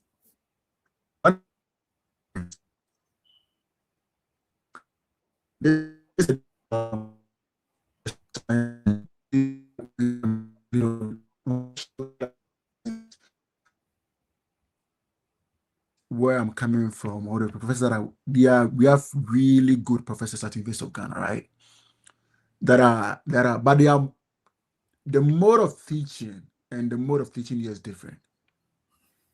You know, University of Ghana, professors treat you as faculty student. It's a faculty student relationship or lecturer student relationship. But here it's colleague to colleague relationship. I don't know whether I get my point. Yeah. So University of Ghana, the professors see you as they see you as their students, right? But here they see you as a colleague. Wow. So that's how come here you can get a question wrong, but he will tell you that, oh, that could be another answer. But I think that another way could be this. He wants to make sure that you, even though you are wrong, but he doesn't want to tell you are wrong. But he wants to tell you that, oh, your opinion or your suggestion is right. But I think this is how best you can do it. You know, here, he also wants to throw a question back to you. So you can ask a professor, what is the meaning of, let's say, psychology? The professor can ask you, what do you think it is? How do you suggest we go about the integration of AI in academic research? Edmond, how do you think you go about that? He wants your opinion, because your opinion, if it matters, that's valid. That's all. So they treat you as a colleague to colleague relationship, compared to Ghana, where it's faculty or lecturer student relationship. That's the shock that I had. So I remember the first lecture that I had a professor buying pizza, you know, to share. I was there in the pizza came and I had my portion. I'm like, this is an experience that you never get from where you're coming from. That makes you feel somehow comfortable, you know. So I think this is one of the shocks that I think a positive shock that I had as well. And I think aside that, you know, every little bit of shocks that I had might probably be due to the adjustment that you face as an international student. You will still be adjusting regardless of how long you came. You'll still be adjusting to this whole American system. So everything might seem as a shock to you, but it's not always a shock. So let me say it that way. Yeah. So is it all that glass and coin? It's glass and coin. Let me say it's glass and coin, you know. There are some areas. If you live in Accra, let's say places like East Legon, you know, Trasacco, Accra residential, airport residential and stuff. Obviously, you might be privy to. There are very good sceneries in Ghana as well. You know, I mean, there's I went to this. If you live in a place like Newark, you know, if you live in a place like Newark, you can tell that you would appreciate where you come from. I'm being honest with you. But I went to Iowa, one of the beautiful places I've ever visited. Very clean, you know. Every state or wherever country has its bad and positive side. It depends on what you are up to. I don't know where you get my point. So there could be glass and coin, but let me be honest with you guys, right? My problem has to do with the kind of environment I've seen Ghanaians find themselves, especially someone that has completed school. The environment is not really conducive for people that have completed universities as in employment. You know, the environment is not really helping some of my friends out there. And that's my worry, right? And I think that the best opportunity for you is to come here and study. Eddie, can you re-echo this part for me? Take your time. I mean, it's true because it's so sad, it's so sad that people have completed school with right now, you can't differentiate those that have completed school and those that didn't go to school at all. And In even Ghana, those that didn't go to school right? are even, those that didn't go to school are even laughing at those that have completed school. Because imagine you come home and you are all eating from your dad's pocket. You come home and then your friends are laughing at you. What is the essence of you going to the University of Ghana to study? What is the essence of you going to UCC to study? If you end up getting unemployed, if you end up asking money from them, so the environment is not really conducive for people that have actually completed school at all. You see, so I'm just saying that one of the easiest way that you can leverage your first class, your transcript, your experiences during your national service is for you to apply to schools and come and study here. Try it at least. That's the best way to try that. If you are trying applying to jobs, try applying to study, to come study abroad as well. Interesting. And I think it's a decision that you never regret. I know this offhand before I completed school, so it helped me. Because I knew I'll definitely end up getting unemployed when I complete school. And I don't want to face that. So if you are someone that, it could be US, it could be Canada, it could be Europe, it could be anywhere or any part in the world. As long as I know for sure that the environment in Ghana doesn't absorb graduate students, please try and explore opportunities elsewhere. That's my advice for those that are home right now. Okay. Try opportunity elsewhere. That's a very nice presentation from our own brother Eddie. Please, at this point in time, we can take your questions. So you can drop your questions in the box, and those who wants to join live too, you may be permitted to join us live, so that any questions that you have for Eddie, you can drop it in. So Eddie, let me see if we can take some of the questions. Mm-hmm. So it says that I have interest in PhD in criminology and criminal justice. I have B.Ed management, LLB, and MPA, all from Ghana. A GRE score of 330. Do I have a chance, or other things being equal? So he's interested in a PhD in criminal justice. Yes. He had a BEd in management, LB. He's a very solid applicant, right? Okay. A very solid applicant. I don't know where he's speaking from, but he's a very solid applicant that I think he would stand a very high chance of getting a fully funded scholarship into any PhD program of any school of his choice. I don't know for his undergraduate GPA, but he needs not to disclose it here. But with a GRE score of 330 and with an LLB, because I have a friend of mine, Joy Ferdinand, who did LLB in Nigeria, that I fully funded PhD here. So obviously, it's not a very high chance. And it's a field that, like I said, a lot of people don't really explore, especially when they're applying from Ghana. So you having this qualification, trust me, the best way is that you stand a very high chance. You can reach out to me via email at edmondosai.55.44@gmail.com. Someone like this, I think, if you have a good, you deserve my help. I'll help you out. So you can just reach out. Oh, okay.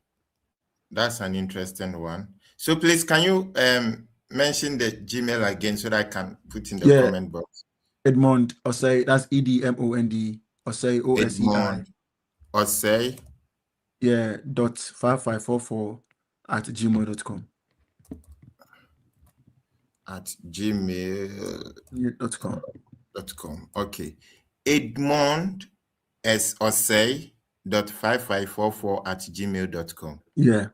Okay, so please, I'm sharing his Gmail into the comment box so you can save it, and if you need assistance, you can reach out to him.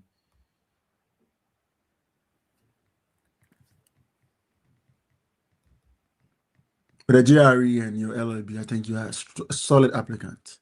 Oh, okay. Yeah, a very solid applicant. Interesting.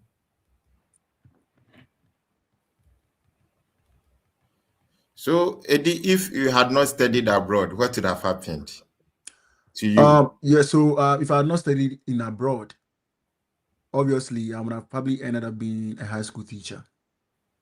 Oh, That was okay. so I had 3 plans. If study abroad didn't work, he said I would have gone to Dubai to get a startup. Or obviously because I had a friend of mine in Dubai, so I was exploring that as well. And to get a startup. And the next thing is that I would have probably gotten an opportunity to teach in high school. These were the 3 things that I was exploring. I'm saying Oh, this because I mean I'm not messing with words because these are things that I had planned out. You know, it's not just coming out of my mind or anything else. So, but then if study abroad don't work out, study abroad will work out. Please. If it doesn't work out, it will still work out. oh, And okay. I want you to have that mindset. Oh, It's really okay. good because I mean it's something of a very major concern to me. I don't know why people don't see that. Maybe people are comfortable eating from their mom's pockets even after school or their dad's pocket even after school. That's fine. Kudos to them. But someone like myself, I didn't see that happen to me. And I hope that you take that advantage. You need the Fred effect. The Fred effect is always online. TikTok, especially, right?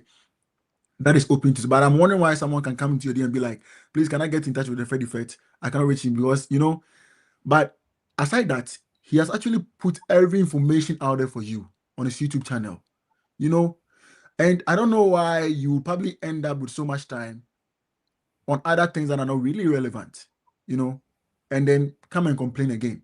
All the information out there that I'm sharing here is on YouTube. I didn't just learn this by magic, you know. I watched videos and I applied the things that I've learned from watching these videos. So go online, watch, like I said, watch every video that you chance upon about Fred, watch every video, watch every single video. And trust me, you will not need him to help you out. The only time that you need him is, oh, Mr. Friend, can you book my ticket for me? And then he can help you out with that. So, I don't know if Ben, you have some YouTube channels too. Just take advantage of that. I mean, take advantage of Yeah, this for now, YouTube. my YouTube channel is still the Fred Effect. My Facebook Sure. is still the Fred Effect. Yeah, Yeah. Kings for Onina, Fela Yeah. GHTV, Festus. These are guys that are doing very wonderful job, on YouTube. Go and watch them. And trust me, if you do that for just 1 month, right? For just 1 month, I can tell you that by next year for you be in the US or you be in Canada or any country of your dream. This is a template that works for everyone. I don't know why you guys don't want to take advantage of that. So from the way you are talking, it's like there are some opportunities you are not talking about it too. Opportunities Because best. the way you are very optimistic about we coming, what are the opportunities in there that when we come, you think life is going to be better for us? Opportunities that I never dreamt of buying a car when I was in the University of Ghana. But when I came here, at least I drive a car. Yes. Another opportunity is that the iPhone that you have been asking your boyfriend about, the iPhone that you have been struggling to buy for your girlfriend, is something very easy to buy. Every international student can attest to that here. So you can buy that iPhone. Another opportunity is that very important to me, right? I think when you talk about the fact that America is the land of opportunities, right? This is how I see it. When I completed high school, I wanted to pursue economics at University of Ghana. Imagine, with at a grade 9, I didn't do elective maths, so I didn't end up getting economics at University of Ghana. So it means my dream of becoming, because even before I completed high school, I was reading the news, right? I used to watch the news. I used to take all the parliamentarians, right? The school that they completed. And as someone that I'll go into politics one way. So I wanted to have a trajectory as to how they can become well-known politicians in Ghana. And every one of them that I was reading at that time completed University of Ghana with economics. So that's why I was so much bent on studying economics at University of Ghana. But then I didn't end up pursuing economics at University of Ghana because I didn't do elective maths. Do you get me? But if I was in this country, maybe things would have been different. Because here, they want to give it to you. Do it if you can. So that's how someone can pursue a bachelor's degree in psychology, but can end up doing, let's say, cybersecurity. Someone can do study. So if you have a dream, right? If you have a career path that you cherish so much that you think the country that you find yourself right now is killing it, when you find yourself or relocate yourself, you can actually actualize that dream. That's the one. So an example is that currently, let's say if I'm pursuing information science, right? And let's say I want to do cybersecurity, I want to do anything of crime investigation, I want to go into the tech aspect. I don't think the country that I find myself, the country called Ghana right now, can help me, that I love so much, can help me do that because of the curriculums that we have in our universities. But here, the curriculums allows you to materialize those dreams. So these are the benefits. This is what I call land of opportunity. This is how I see it. It makes you pursue the career that you want. Imagine, even if you don't have the money, you can go for a loan. But imagine if you're going to the University of Ghana and let's say you don't have the financial backup, do you have any loans to apply to that you can help you sustain you till you complete school? I don't think so. Even if there is, it's limited. Okay. But here, they also have the resources to help you get your dream materialized. All right. If your class is too far from where you live, you have a car that you can drive to make sure you buy it. If you want a food to eat, the materials are there to support you to eat, to be able to become certified international student. You don't wake up thinking about food because right now, someone is in Ghana right now thinking of what to eat as we speak right now. You know, I used to spend 5 cedis a day when I was in the University of Ghana. I'm being honest with you. So I wait till like 2 p.m.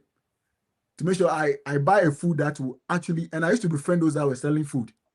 So that if I don't have food, I'll go to Mascom and I'll be like, hey, Charlie, and a musical, you know, I understand the struggles that some of our friends are going through. And I want you to realize that there's a bigger picture based on the materials that you have, if only you are willing to exploit these opportunities, you know. So that's what I can put out there. These are the opportunities that you see when you come here. You don't worry about anger anymore. Interesting. You don't worry about getting your dream materialized. You get all these things materialized as well. So Charlie, thank you. That's what I have to offer to you. Yeah, thank you for sharing this with us. So US is a land of opportunities. So if you want opportunities in your life, go to US. That is from Eddie. So please, let's pick this question. He says that, please, what are some of the questions you were asked during your PhD interview?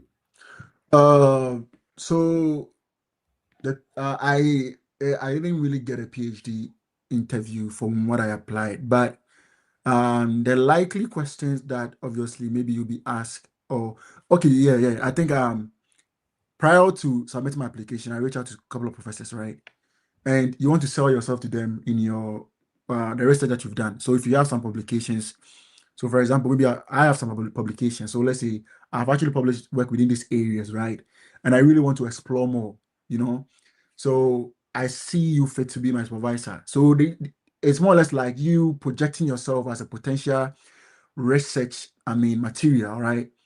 That the professor can also capitalize on you to also get his research activities, carried on or go on or moving forward, right?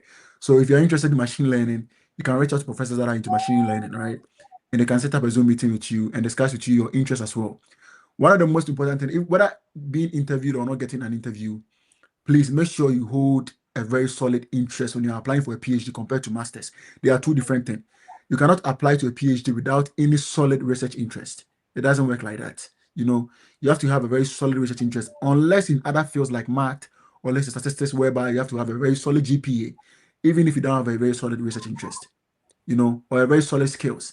But if you're applying into a research program, research-based program, obviously you need to have a very strong research interest, not just, anyhow, you know, not just waking up and saying that, oh, I'm interested in it, but have a reason, have something that you've actually done previously that is informing you to research more about going into a PhD. And I think that will work out for you. Yeah. Interesting. So let's take this one from Black. That's my boy. He says, who must be the owner of bank statement, yourself or family member, or how much do you need to budget respectively? So I think he's also trying to get all his questions right before he starts. So if we can help him out. About bank statement. Yeah. So what is the the output of his question? So you want to know who must own a bank statement, yourself or a family member? It depends. It depends. So, for example, I remember in 2023, I helped this high school student from St. Louis High School, right? And I think there were 5 of them. And God willing, God being so good, they all went for their visa interview and got their visa approved. And one of the strategies that I developed to help them was that I made sure that the bank statement is coming from their biological fathers, in a sense that you're coming to study an undergrad program, and I know for sure that someone that would probably would be willing to see you through the 4-year journey period is someone that's willing to commit as a father. So that means having a biological father sponsoring you is very good. But aside that, you can also have your own personal bank statement to support it, right? If let's say you're coming to study master's program, you have your uncle or your father, your mom sponsoring you, you think you have a bank statement to support you in terms of your living expenses, that is also fine. It depends. Like I said, you can have your family as a sponsor and your dad as a sponsor, yourself as a sponsor. But there's something called primary and secondary sponsors, right? Primary sponsors are people that will sponsor you or unquestionably, right? So, for example, and those people that are deemed fit to be in this category, that the primary sponsors are your biological parents. So they are the ones that they can go down the air or the drain to sponsor you, right? So, for example, if I come to Ben is the visa officer, and I tell Ben that Ben, my mom or my biological father is the one sponsoring me. Ben will never ask me that why is my biological father sponsoring me? Because it's my biological father. But for like some way, if I go to Ben and say my uncle is the one sponsoring me, right? Obviously, then that's a secondary sponsor. A secondary sponsor means the person might probably have an immediate dependent upon himself that they might prioritize above you. Of course, might make their financial capacity questionable. So let's say if I'm your uncle, I might have my own case that I want to sponsor. So if Ben is the office officer, Ben would want to know why he is actually more or less not ignoring, but has chose to sponsor you above the other dependents that he has. So you want to know why your uncle is sponsoring you. So in this case, should be ready to answer questions like that, because I think even before I tackled my visa officer myself, the guy that was in front of me was asked. He said my uncle is the one sponsoring me, and he said, "What type of uncle is he to you?"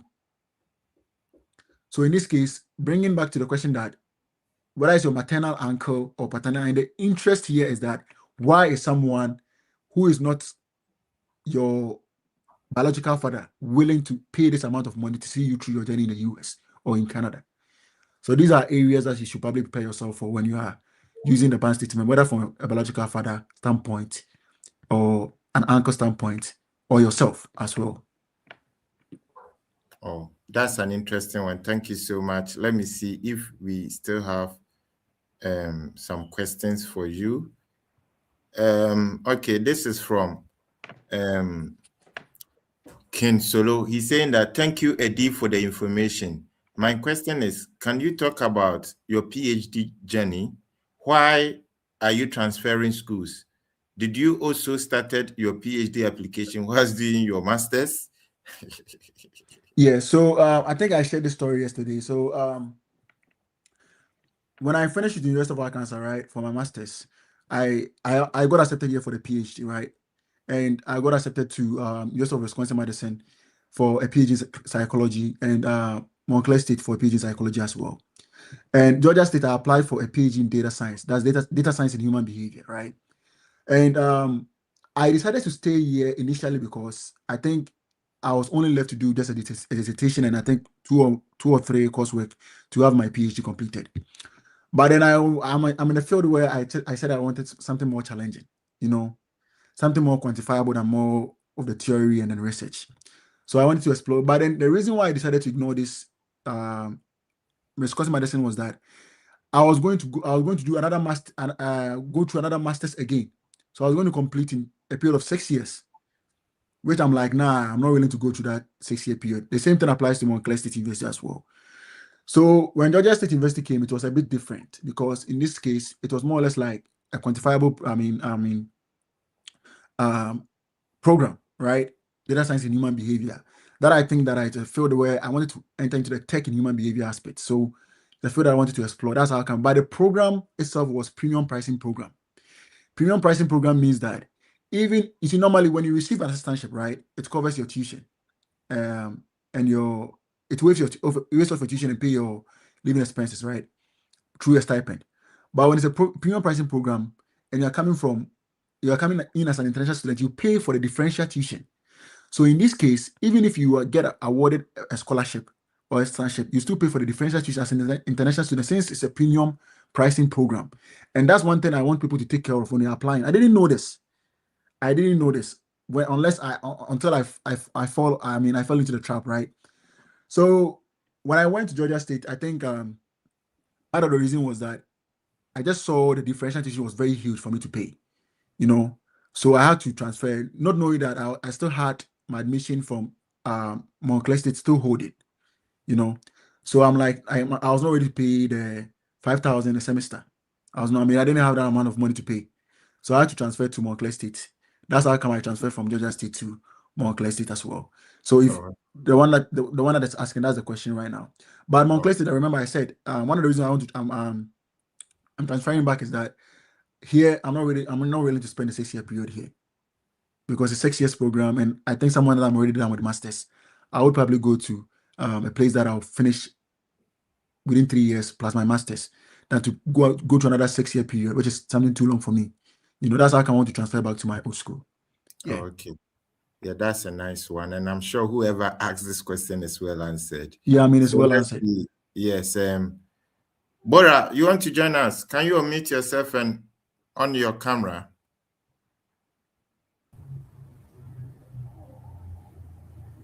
Bora, can you?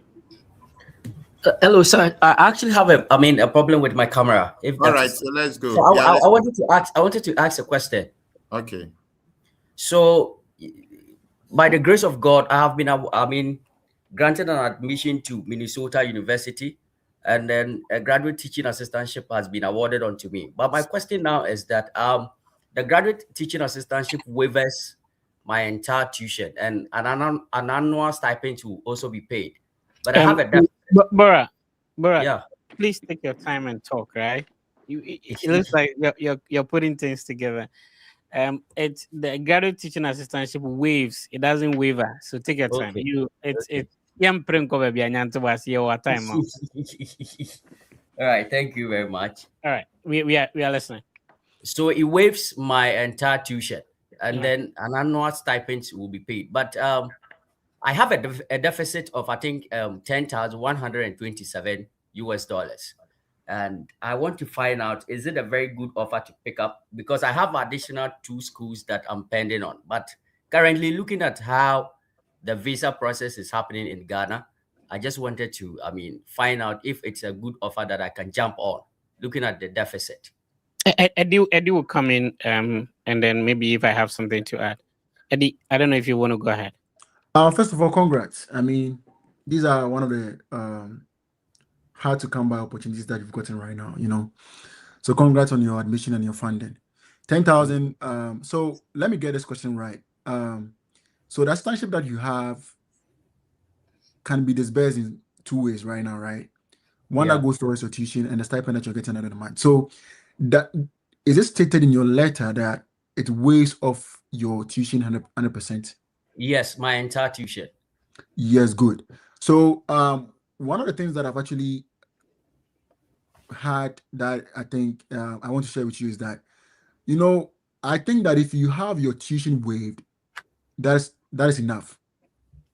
So I don't want you to see this offer as a less offer at all. It's a very good offer that you have. And if I'm you, I'll be booking for my interview right now, right? Because then you have to make a statement that, of course, you have a deficit of 10,000, which I think has to do with your living expenses, right? Yeah. So obviously, you have to get a very strong bank statement that at least you can show for that it covers your $10,000 scholarship, okay? And then when you go, make sure that wherever that you find yourself being answered that question, tell them that, being asked that question, tell them that, you've gotten a assistantship that actually waives off your tuition 100%, right?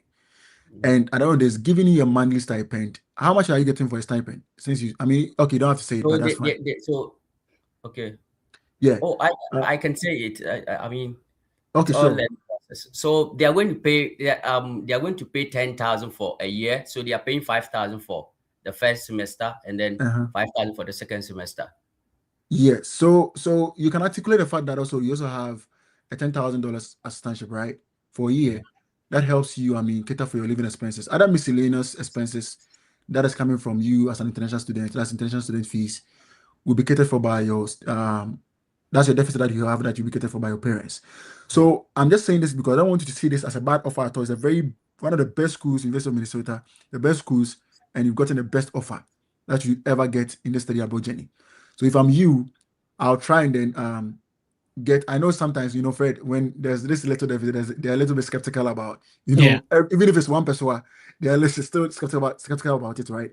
So 10,000 is quite cool. Your offer, the offer or the package that you have weighs off the disadvantage that comes with the deficit right now. Okay. So you can make a very good case. So never be afraid. Go for your interview. I'm sure you get approved, especially the university that you're going as well. Okay, please, the last question. Okay, so I think Fred wants to come in.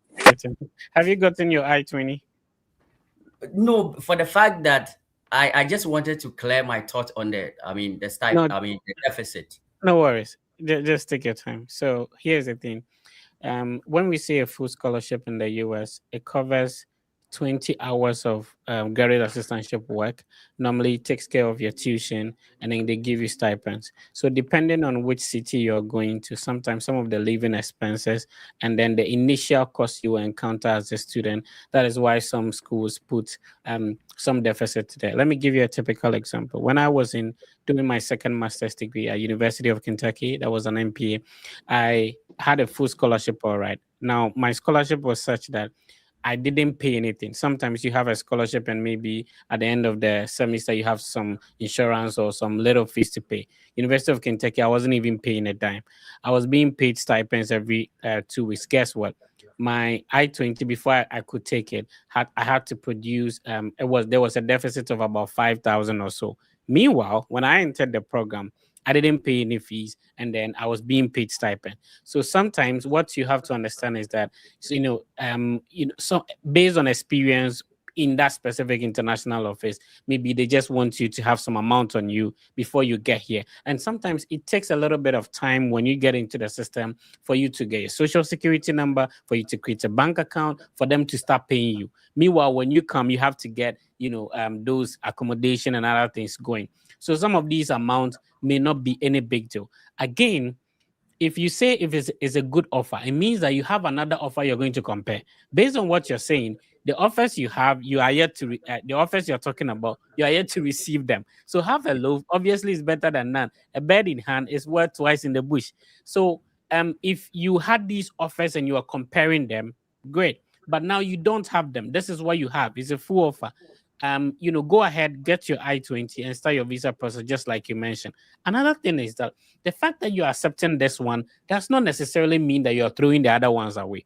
Now, you could actually go for your visa interview with the current, based on the current situation we have now. Maybe tomorrow it will change. But you can go for your interview with your current university. When you get here and you feel like the other offers that came, even though they didn't come early, is better than what you have, then when you get here, even though you have your visa, you can switch to the other school. So you have a lot of flexibility. So you could wait for the other two.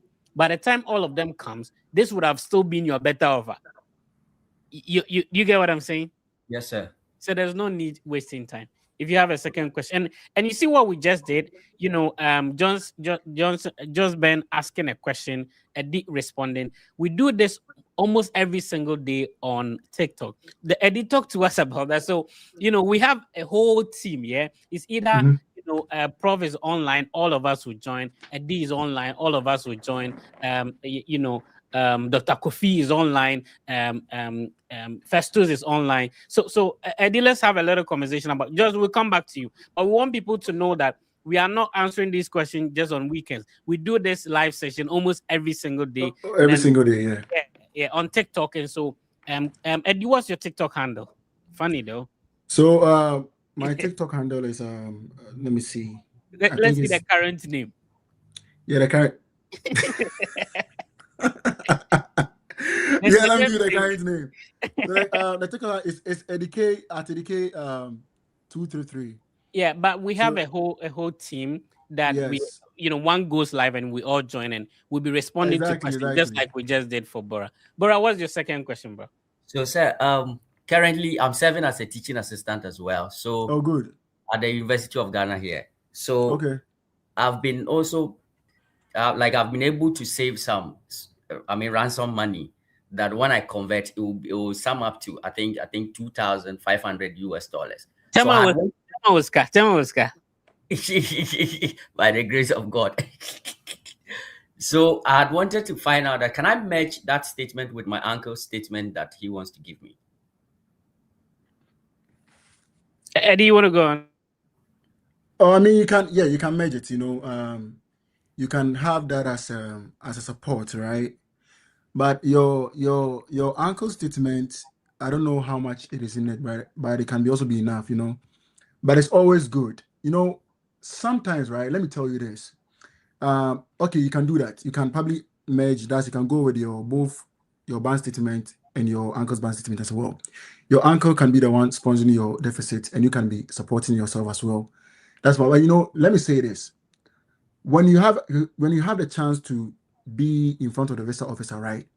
Yeah. I don't want you to let your focus be on the deficit that you have, to override the package that you've gotten. So try and then make sure that even though practically you have to find a means to cater for that, right? But when you go there, try and make sure you let the visa officer know that of course this scholarship that you got is really worth you and you deserve it, and that the program that you're going to study is really worth much more than the deficit that you have. That's my because the Fed effect, they will go in and they will be readily available to answer questions that have to do with their deficit, and wouldn't be concentrating on your first question to why the school would actually debunk your deficit that you have, would debunk anything that has to do with the deficit that you have.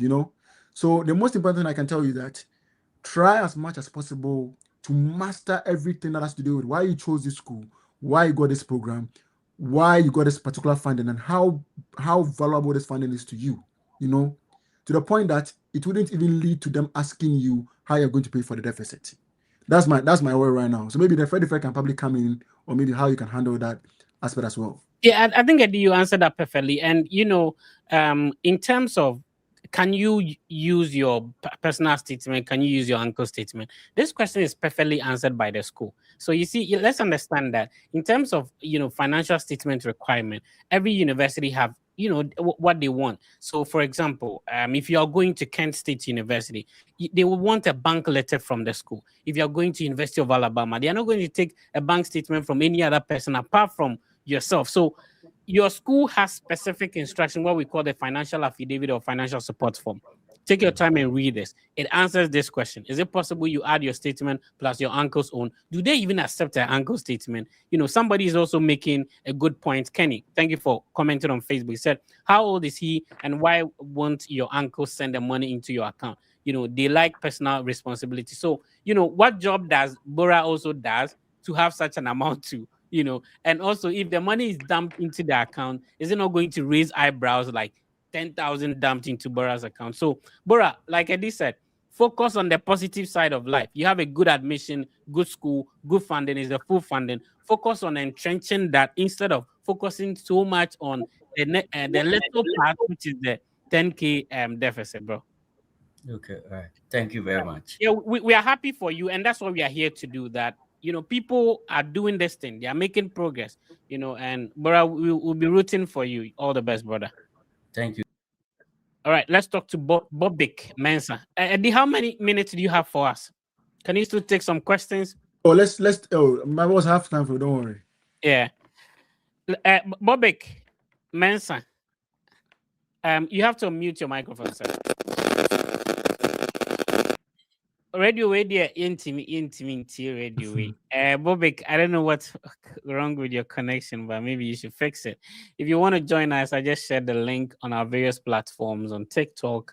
You can click on that link and join us directly in the studio, so you can ask Eddie all the questions. And like what we are doing, we do it all the time on our various, Dr. Issa.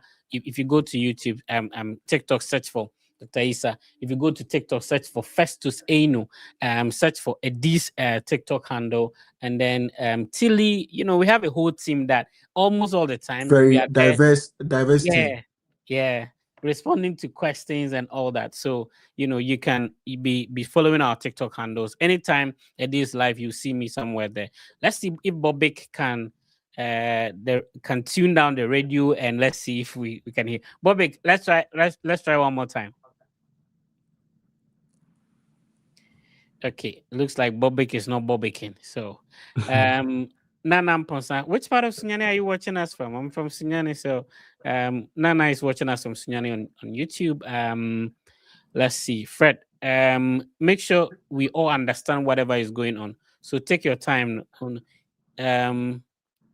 who's track. Okay. Anyway, I don't even understand your English. So you to take your time and type so that I also understand you. Yeah, but Ben, what are you saying? Your microphone is muted. He's saying that Fred always makes sure we all understand whatever is going on. So take your time, no. You they give anyone who is struggling or getting it quicker than we can understand. So he was referring to the one who was asking the question. Okay. Carlos, yeah, knows what type he said. Anyway, Estinam is watching us from Tema. Thank you for tuning in, Estinam. I think let's see who is here. Jennifer Brown. Hi, Jennifer. How you doing? Your microphone is muted. Jennifer. Jennifer, you can't find your mute button. It's just close on your phone there. Look for it. You see some microphone there. You just have to click it so that the cancellation will be. Hi. Hi, talk to Eddie. Okay. Do you Hi, have Mr. Ed. Hi, Jennifer. How you doing? I'm doing well. Good evening. Good Thanks evening. for your time on this You're platform. welcome. So, I had a few questions. So, I actually got an admission into one of the universities, which is the Rice State University in Ohio, US. And I got funding, but it was just 20. Jennifer, it's called Ohio. Ohio, sorry. Thank you for that. And I got funding, but it was just 20%, which is $4,000 for every semester. So that's $8,000 per year. Mm-hmm. But the fees I'm supposed to pay for the annual is like $32,711. So I didn't know if I know it's not that much because it's just 20%. Looking at the amount I'm supposed to pay. And I've also emailed them, but I haven't yet gotten any response yet. So I just wanted to confirm if you guys think I should just hold on to wait for a message, or I should like terminate it and look into other schools because the funding is not that much. Can you hear us? Can you hear Yes, us I well? can. Good. Yes. So first of all, congrats on your admission and the fund that you have, right? But I think I would allow Fred to tell you exactly what to do with regards to application. But let me send this information out there. Sometimes when you get certain offers, right, it's just a stepping stone in our study abroad journey, right? Some offers, some admission that we get is just to inform us that, oh, there's much more we can do. Oh, there are opportunities out there, So it's more or less like they are just giving it to you just to inform you that at the end of the day, you have to explore more, right? So you should be proud of yourself that indeed the videos that you've been watching, the Fred Effect podcast that you come on every Saturday, is really yielding some results in you, which is very good thing. That's how I want you to see it right now. All right. I think you are still young, you are very beautiful. And if you stay up to track, right, the admission that you have is something that you inform. So do you know, say, aside Rice State University, there are other schools that can give you full funding. There are other schools that can give you 60%. Those schools are the ones they are looking for you right now. So Rice University is just telling you that, okay, please, I see that you are very qualified. I want you, but I'm giving you 20%. But you tell Rice University, okay, please, you can wait. I want to find a school that is giving me 90%, 70%. So it's up to you right now to sit down, right? And also explore opportunities to give you more funding, to give you better package. This is a stepping stone. This is a very good achievement, trust me. But it's more or less like you are building your CV in life right now, So you are building your CV in study abroad. Just right now we are in January, right? Take your time from now till, let's say, May. Sit down and know for sure how. You can even ask Rice State University right now. Okay, I am very appreciative of the 20% that you've given to me. But is there a chance that I can put in, or is there anything else that I can do to increase my offer? You know, they can tell you, okay, you have to write the SAT, you have to do this, there are scholarships available to this, that it can help you increase your offer. Tell them that, of course, the 20% is something that you really valuable much, but then the 80% is something that's really very difficult for you to, pay. So is there a chance that, is there anything else that you can do extra, to maximize your package? Trust me, there will be a different information to you that will be very relevant for you to sit down and also put in maybe it might even require you to send a letter from your mom to get above 20%. You don't know that, right? So try and then send a message. And when they give you that information will equip you, right, going forward into other schools to also get a very better funding than that. So that's why I said it's a stepping stone for you right now. Try as much as possible to do it. Instead of, let's say, relying on it being your ultimate offer, please don't do that. Try as much as possible to expand as well. So whoever that is watching us, when you get admission for the very first time, remember that can be a stepping stone for you to also capitalize on it to get more funding or explore more opportunities. Okay, I hope I've answered your question. Right. So another thing is, do you have, is it a high school qualification you have that you use to apply? You have to unmute your microphone, Jennifer. You're muted. So when I was applying, by then I just completed my nursing training college. So by then my transcript wasn't ready. So I wrote to them and they told me to put in my high school transcript and the certificate. So I'm kind of thinking that is what they based on to accept me into the nursing, BSN nursing. Okay, so it's a bachelor's degree program you've gained admission into. Yes. Okay. Yes. And then your highest academic qualification is a 3-year diploma. Yes, please. Great. So what you have to understand is that it's not as if when you apply, that was when that university started giving that scholarship. Actually, if you had read on their website, you get to know that that's what they offer. And so if you are applying, it means that you are ready to take care of the rest of the cost of attendance. So if you have a diploma in nursing and you have a strong CGPA, understand that you can use a 3-year diploma to apply for a master's degree. You can decide to also have a top-up so that you combine the top-up and the diploma to apply for a master's degree as well. And then with that same diploma, you can apply to different institutions as a transfer or as a continuing student. You need to pay attention to the fact that if you write SAT, it helps with you getting a good scholarship for bachelor's degree. The second thing is that if you want to apply to the school, you can find out how much they are going to offer you even before you apply. So actually, there are universities or colleges that give full scholarship for bachelor's degree. Write SAT. Either you fill out what we call CSS profile or what we call International Student Financial Aid application. So there are actually scholarships. And like Eddie said, it's good that you have taken a step to notice that, I can even do the application on my own. And I say you didn't pay anything and you have some admission, a scholarship. So, that is an encouragement to push further. Thank you for joining, my sister. Thank you for. All right, let's talk to Nuruddin. Sadiq. Nuruddin, Nuruddin, Abigail, Efia. Is a fear here. Hi, Abigail. Abigail, your microphone is muted. You have to unmute it. And you need to put your video on if you want to talk to us. Okay, Abigail is not ready. Abigail is not ready. So whenever you're ready, Abigail, we can pick you on. You can also request and join us live. You have questions for Eddie, he'll be happy to respond to that. Let's see if we have some comment in the comment section, and then we can be reading them and be responding to them as well.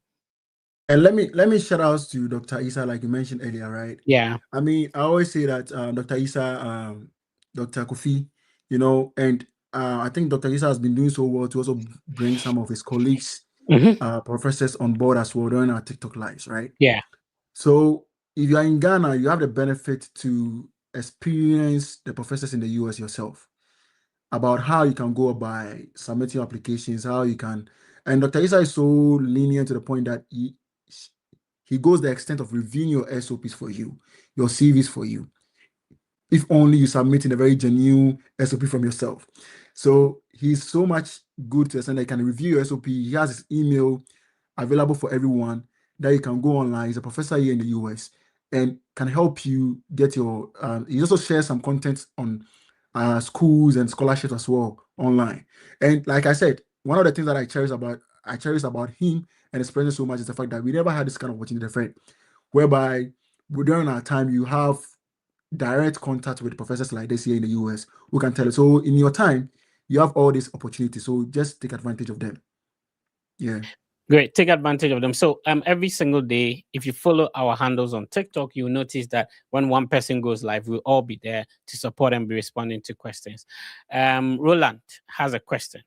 Please, can you use my art education background to pursue a different course for my master's? Yes, of course. Once you have a bachelor's degree, most programs in terms of graduate programs do not expect that you have a certain background.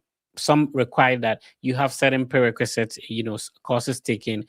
All you need to do is that if you want to do that, make sure you email the coordinator of the program, share a copy of your transcript. When I wanted to apply for my MP, I did that, and they asked me if I have a maths and economics background. Unfortunately, I did for my undergrad, and so if I didn't have that, it means they were not going to admit me.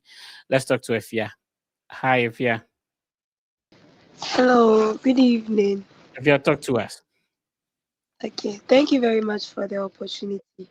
So my question, I think the lady that came earlier on, I got the answer, but I still wanted to ask about. So I've gotten admission to Baylor University, and then for spring 2026, the offer I got for the scholarship was little. For the semester, I'm going to be given, I think, $1,000, and then my cost of attendance is for the semester is about $30,000. Yes, per semester. So even though I'd reached out to them for additional funding and all that, they've actually encouraged me to apply for other sources of funding, but I've still not gotten any response yet. Even though I have a bank statement that covers the whole deficit for the whole year, everything, but I wanted to know whether I should still go ahead with it or pause and try other options, as you were saying earlier. Yeah, I think the answer to the lady's question, Eddie made it generic such that it covers yours, and you are talking about undergraduate applications, right? So, graduate, Okay, so what program is it? medication science and disorders. All right, so Baylor is a good university, and it's a university that has a lot of programs. I think Dr. Mahmoud Baumia even taught in that university in Texas. So before applying, did you talk to anybody in the department, and they assured you they had funding? Okay, so if you've gained admission, you have to reach out back to them, be appreciative for being considered for the admission and the scholarship they gave you.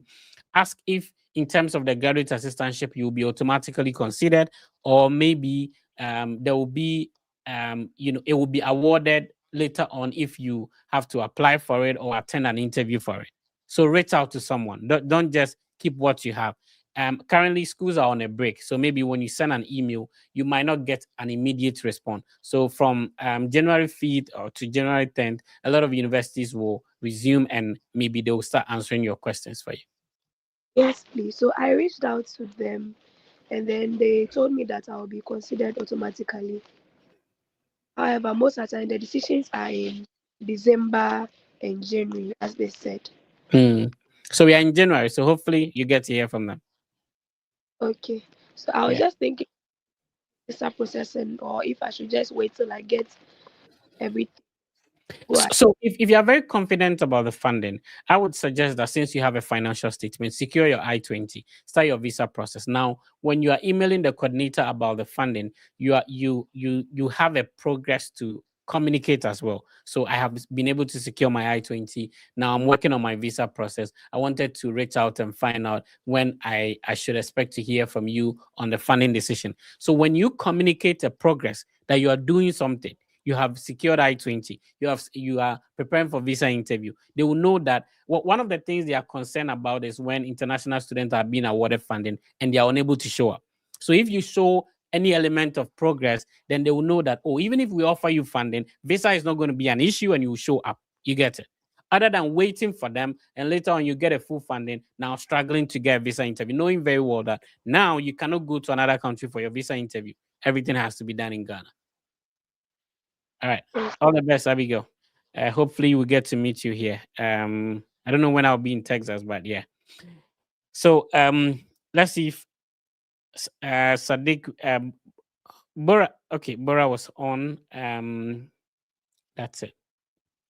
All right, Eddie, it's been a great session having you on. We meet all the time on the live section, and we appreciate the perspective and ideas you've shared with us today. So, what has made settling in the US easier for you? Is it because your brother was here? Is it because of your friend who helped you in Little Rock? What made it easier? If somebody is coming, they don't know anybody where they are going. What made life, what made you to suit, settle in easily? Yes, I mean, I think it has to do part of it has to do with shout outs to Henry. So part of it has to do with, as I said earlier, I had a friend of mine who actually convinced me to choose here over Mississippi. So in terms of accommodation, he helped me out even before I came in. In terms of like any like going to, when you come and even if you have a room, you need to make sure you arrange your room and stuff, going to Walmart, going to get your SIM, everything that has to do with, you getting yourself adjusted into the system. I think if you have someone here, that really help a lot. So it doesn't have to be a direct friend from campus. It doesn't have to be a family member. It can be anyone, as long as the person is can be somehow connected as well. So one of the easiest way that if you're an international student, you can probably connect with people aside platforms like this or on TikTok is that you can also go on LinkedIn. That helps a lot because I remember when I decided to go to University of Mississippi, I didn't know anyone apart from the professor, right? Right. But when I was looking for accommodation, I reached out to a friend of mine, a friend on LinkedIn, who I think now I can call her a friend. But then I reached out to like someone I didn't know on LinkedIn, and he helped me. She was helping me out to secure accommodation at Mississippi. So LinkedIn is one of the tools that you can also utilize to get people at the various campuses wherever that you want to go, and TikTok live as well.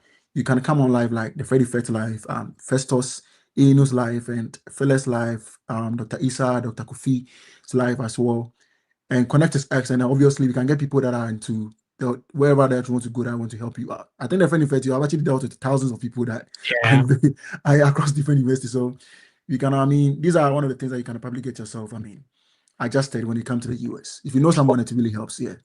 Right. What was difficult to get used to? The weather, the accent, the food. What was difficult to get used to? So I tell people every day, right? There is an aspect of our life that we are still experiencing, no matter the years of experience that you have been in the US.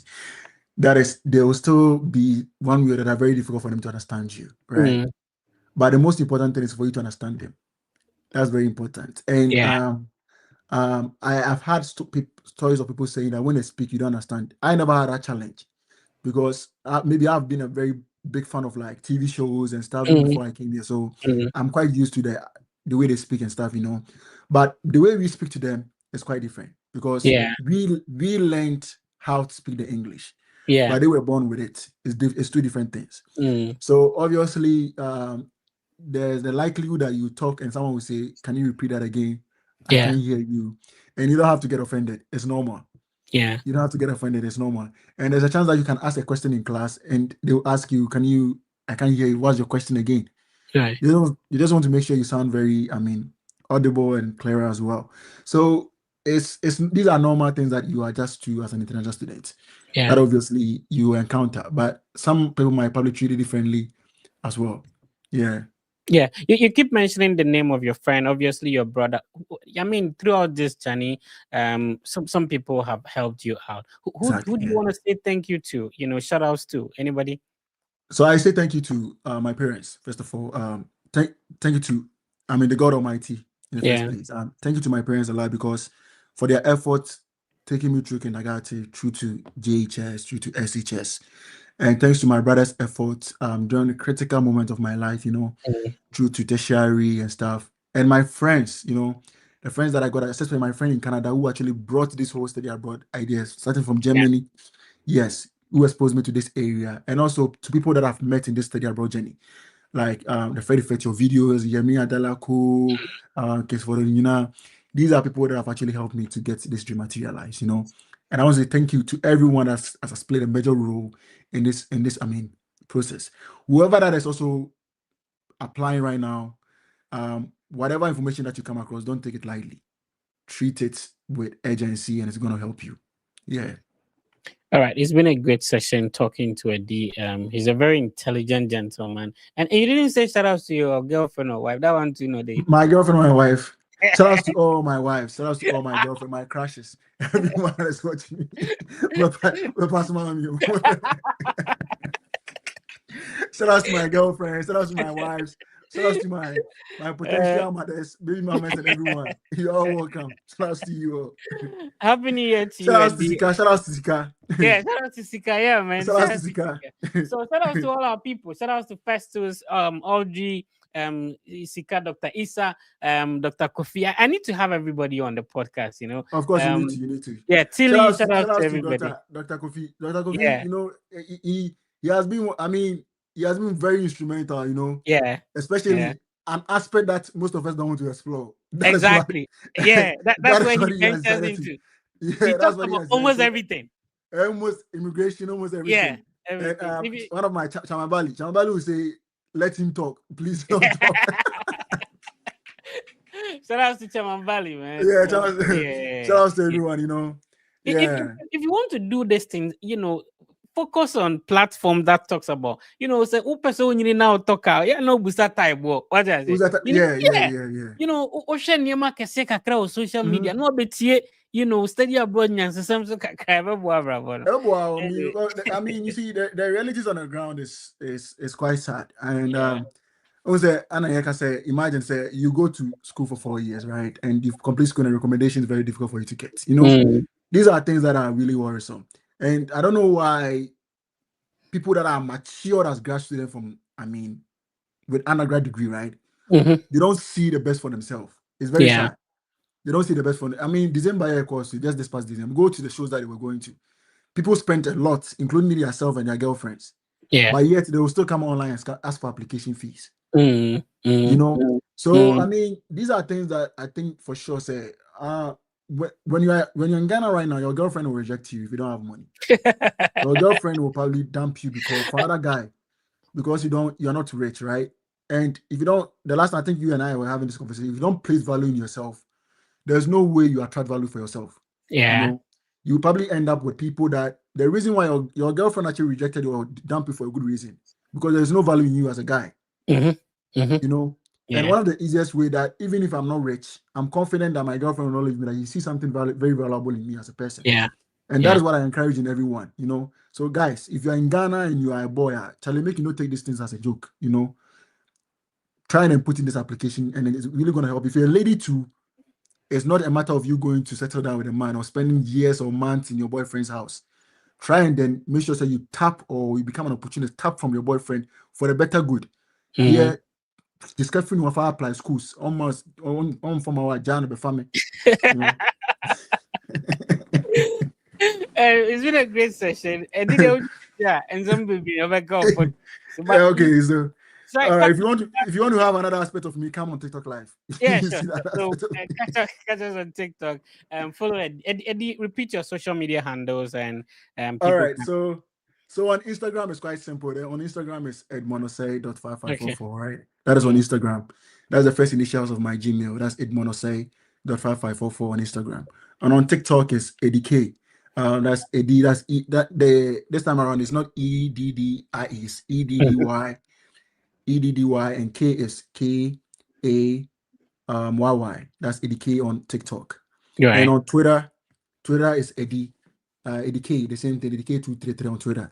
Yes. On Snap, I'm not really that active. So these are my 3 strong Twitter handles that you can reach out to me.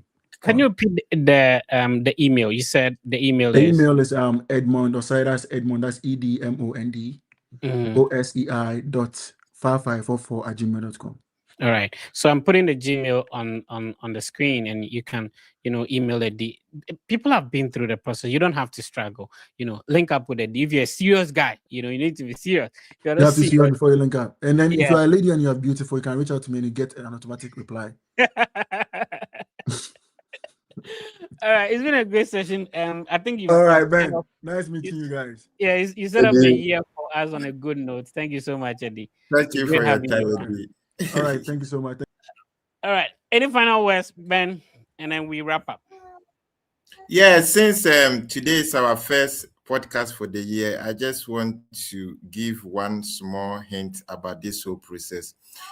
Sometimes you may have your plan, or you may have your vision, or the reason why you want to study abroad. The one thing that we need to understand is that each program has program overview. And in the program overview, the department try as much as possible to explain the purpose of the program. Please, in 2026, we don't want you to make this mistake. So that's why I want to share this information to you. So when you click on any program, want to see whether you meet the requirement, one of the things that you need to understand is that does your purpose match with the purpose of the program? So for instance, if a program is meant to train professional businessmen and you want to become a lecturer, and that is why you are applying for the program, the question is there a relationship or is there a correlation of plans, which is very, very important. So anytime you are applying. Ben, it's quite unfortunate. So Ben is giving a very good gist. Unfortunately, the background sound is not something social media really tolerates. So let's see if we can continue. Can we continue, Ben? Oh, okay. That's quite unfortunate. If you are a parent, you understand what is going on. It's quite unfortunate, but the social media thing does not allow when there is that sound of a baby at the background. So yeah, Ben is a parent, so you should understand. Let's see if I can bring him back. Ben, let's see if we can continue. Can we continue? Please go on. Yes. I think it's fine now. So all that I'm saying is that, for instance, if the purpose of the program is meant to train professional businessmen and you want to become a teacher, the one thing you need to understand is that obviously you are missing out from the purpose of the program. So take your time, go through the program overview, understand the mission and the vision of the program and the department as well. And even if that is not your plan, then you have to make sure that you align your application, your SOP and your CV to meet the vision and then the mission of the department. And I'm sure it is going to position you as one of the top candidates. So please, in 2026, this is what I want to share with you in your application. And I hope that your story is going to be massive and the Fred Defect team will be hosting you to share your study abroad process. Happy New Year, stay positive, and I'm sure that the good Lord will see us through this study abroad journey. Thank you so much for joining us always. Before we sign off today, apart from helping people with the study with the information you need, just like Eddie mentioned, if you go on our YouTube channel, TikTok, all our social media, we share a lot of insightful information. If you take your time and watch the video, you may not need to contact me. The reason why I decided to put those videos out is because it was a lot on me trying to talk to people one-on-one to tell them the same information all the time, and so that's why we made those videos. So if you take your time to watch them, you can technically follow the entire process and work on it on your own. It's not rocket science. We put all the information out there. However, if you still need assistance and you want us to help you in one way or the other, we also have avenues to do that. At the moment, we are the only team that is taking people's transcript and then WASI results. If you have a WASI resource, send it to us directly on Instagram. We'll let you know if it is a D7, E8, A throughout, which school you can apply to get admission and a scholarship. If you also have a bachelor's degree, diploma, send us your transcript directly on Instagram. It's the Fred Effect. It's a verified account. We have over 28,000 family members. So it's a popular account as well. And so if you send us your transcript, we'll let you know if this transcript can secure your admission and scholarship. We can't always be here to tell you what to do without, reaching, making ourselves accessible and reachable so that if you need assistance, we can help you. We also have a means by which you can schedule a one-on-one meeting with our team. You use the link I'm sharing on the screen. It's called selar.co/4JIW. We can schedule a 30-minute meeting to discuss your process if you need help. My team handles undergraduate applications for free. So if you have a high school diploma and you want to pursue your bachelor's degree, all you need to do is to schedule a meeting. We'll explain the entire process to you. I have a team on standby that will take your documents and help you to work on the application for free. And we've been doing that for a very long time, helping a lot of people. We don't talk about it because we already have a lot of people reaching out, and normally we don't want to over popularize it or something like that. All right. The Fred Effect team also have a collaboration with Argo Visa. Argo Visa is a team of ex-visa officers. So if you are preparing for a visa interview, remember, getting an interview date is a little bit challenging at this time. So when you get one, you don't want to mess. So use the link I'm sharing on the screen to talk to an ex-visa officer. One of our highest viewed video has over 1.4 million views on YouTube. This is the only study abroad content platform that has that number of views on YouTube. 1.4 million views on a close to like 13 minutes or 15 minutes video, an interview with an ex-visa officer explaining, and that video has really helped a lot of people to get their visa approved. If you've not subscribed, go to the Fred Effect YouTube channel and then subscribe. Check out our videos and you'll be a blessing. This year, you have to study abroad. And remember, you are not late. There are still universities admitting in the February and the January deadlines, rolling admissions that you can apply. Also, at the beginning of every study abroad podcast session on Saturdays, we share universities you can apply for free. This week, we shared Louisiana State University at Shreveport, and then we also shared Rochester University. If you rewatch this video, I explain how you can get it, and then Vanderbilt University as well. The name has been the Fred Effect. My co-host has been Ben. Our guest was Eddie. Please be positive and know that everything will be fine. I'll see you next week.